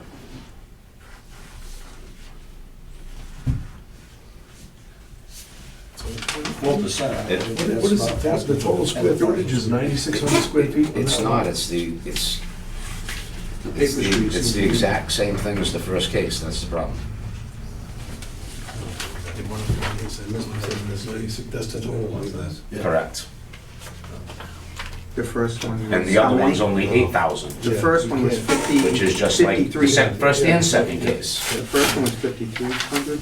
They wanted to keep that, the Buzzards Bay. That's Buzzards Bay. Yeah. So the second case, they had 20,000 square foot and wanted the 2 10s. This is 18,000, they want an 8 and a 10, or 8 and 96. The first one has paved street, Yeah. all clear as day, all houses, it was, I have 2 perk tests on either lot. Two perk tests approved by the town of Acushnet on both lots. understood? And case number 1 did not have that. So it's a little different. I have a plan designed and approved by the town of Acushnet, witnessing a perk test on both lots. 'Cause I have to put a new Title V system on Dorothy Street, and I perked the back lot at the same time.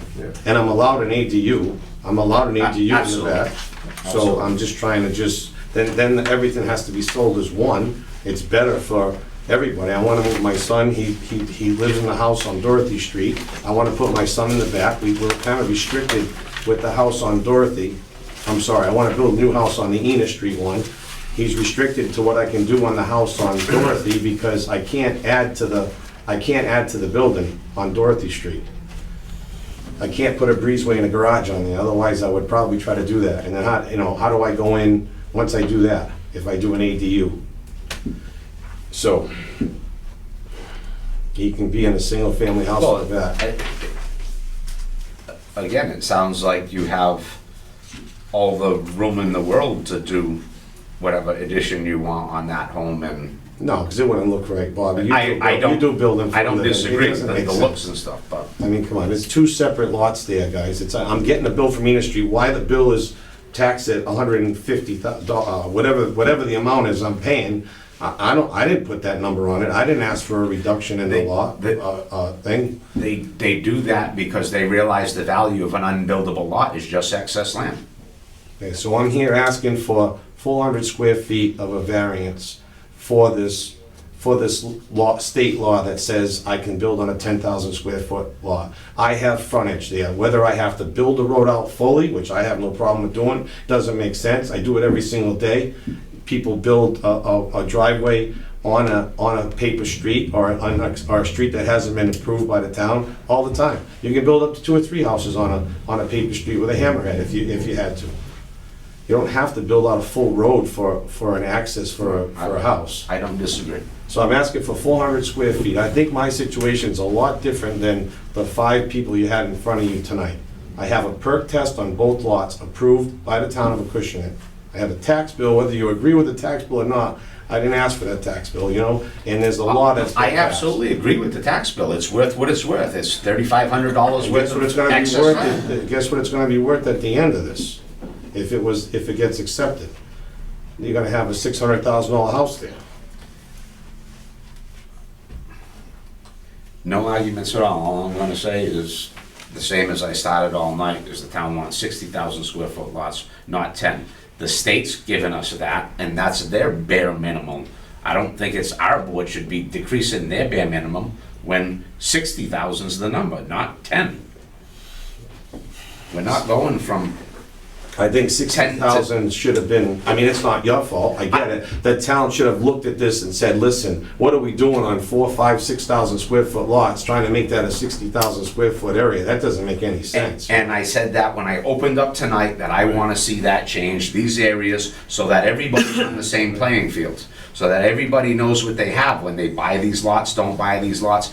For the past 30 years, people have told these things are worth nothing. They sell it for $3,500 because that's what the valuation is. And now we want to let somebody say, no, it's worth $185,000. The floodgates have opened. Yeah, the floodgates That whole open up. neighborhood is gonna be. Correct. So how does that work where it's all treed in? And let's say the corner lot, he starts going to cut the trees and... I don't believe he can, but that's I don't for have the any lawyers trees. and It's everybody not- else. It's all, there's no trees, it's all grass. We maintain it, it's all grass. There's no trees on it's not a wooded lot. No, not y'all lot. Oh. We're right behind the truck in the picture. It shows like a big tree right in the middle of that road. Yeah, that's the truck that was left there by the house that we just Oh, sold, they just right? sold that, put a new septic in over there and Yeah. stuff? Yeah, Yeah. it's just kind of abandoned there. I see what you're saying, yeah. they There's left, maybe one or well, I two. think the people So died. there's 2 huge trees right in the middle that the 2 And then you neighbors start share. going to clear the trees and somebody says, I don't want that, And I own that as much as you own it. I just thinking about what John said about it. Well, like, go back to what you said, it's gonna go to town meeting, and have like the town village. so you have, like, And that's why I fit want to lots that see fit. us be on the same playing field with all of them, so that enough people can say, hey, listen, this area was built as 8,000 square foot lots or 10, we're okay with 9,000 square foot lots. I'm not okay hand-picking this one versus that one versus this No, one because versus we're gonna be that. into deep trouble. Yeah, If it's 60,000 square foot, that's our guideline, not 10. When they come in with this new state law that says 10, that's not before us, we're not allowing that. No. It's still 60,000 square foot everywhere, anywhere. And yes, the 900 square foot ADUs can be added because they still want it supposedly on one lot. I also disagree that that's not the way. It'd be better if we had 2 lots. I think the state shoving this stuff down our throat is bad. I believe we should be proactive and say, this is where we want 15,000 square foot lots, 10,000, and keep all the neighborhoods the same. villages and all But that, right. that's not what's before us. What's before us is the state saying it's 10,000, it doesn't meet it, it doesn't meet it.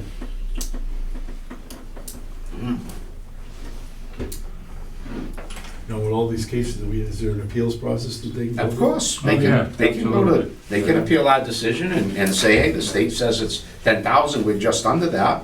But, again, I'm looking at the picture, just like you say, I Right. mean, I disagree that there's a road there. There's not a road, it's never been developed as a road, just because it's on an old There's a subdivision. street sign there, that's all that's there. Right. I mean, I don't know. But I have one too. I live on Thornton Street. Right. Well, I live on Lawson Ave, but on Thornton Street, there's one there. Clifford Street, they all go down, they all go to Bradford Avenue. I mean, I mean, when you've got a street sign that's maintained by the town, I mean, I it's pretty just hard to dealt say that it's not a street. yeah, but I do agree with Bob. I mean, just dealt with we one just on Park opened Ave, Park Pandora's Drive. box, yeah. And the 2 neighbors said, you can't access the back anymore because that was never developed. And the town's been on their side saying that, you know, the guy in the back can't go through and get there and, I don't know. So it's not a right of way anymore? Huh? They can't do that. After 20 years, They can't do that. They gotta have- There's a whole legal process that being has to go, enforced. you have to go No, through what the he's town. saying is, The courts are enforcing it, saying it was never developed. These other landowners out there had other access, other things, and that street's not there.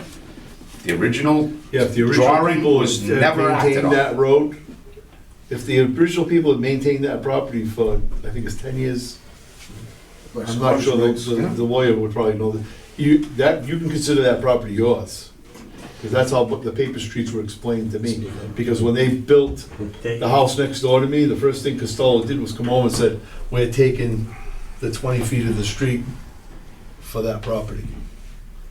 Even though I had been maintaining, I'm not gonna argue with you. 'Cause- So, again, we've closed public discussion, we're just here trying to talk amongst ourselves and see it, but I don't see a big difference between this and the other cases.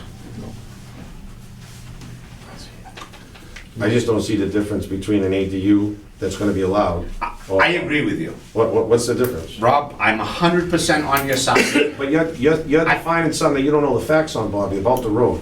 So how about if we continue this meeting, let's find out if that road is a town road or not a town road?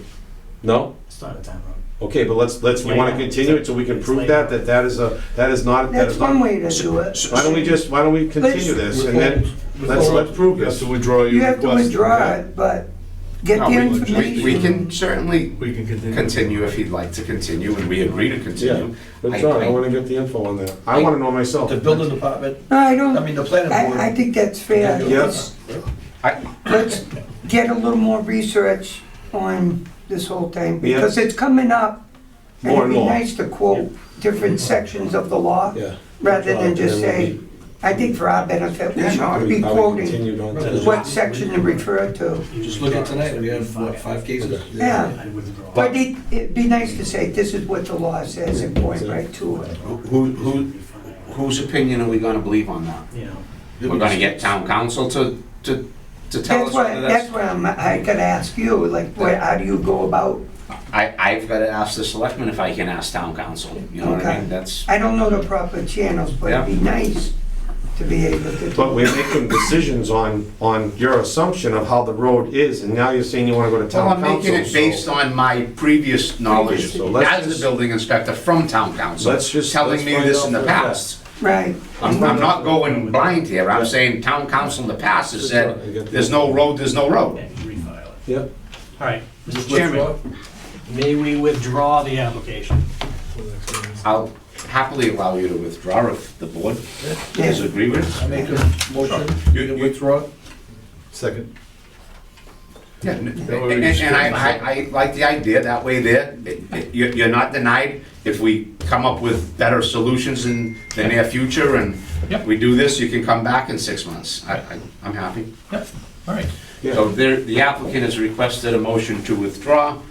Can I get a motion He to made a allow? motion, I made a second. Motion to allow in a second. All in favor? Yeah. Thank you, Mr. Chairman. Should I go to the town and tell them I've been under tax so they can bring me up? No.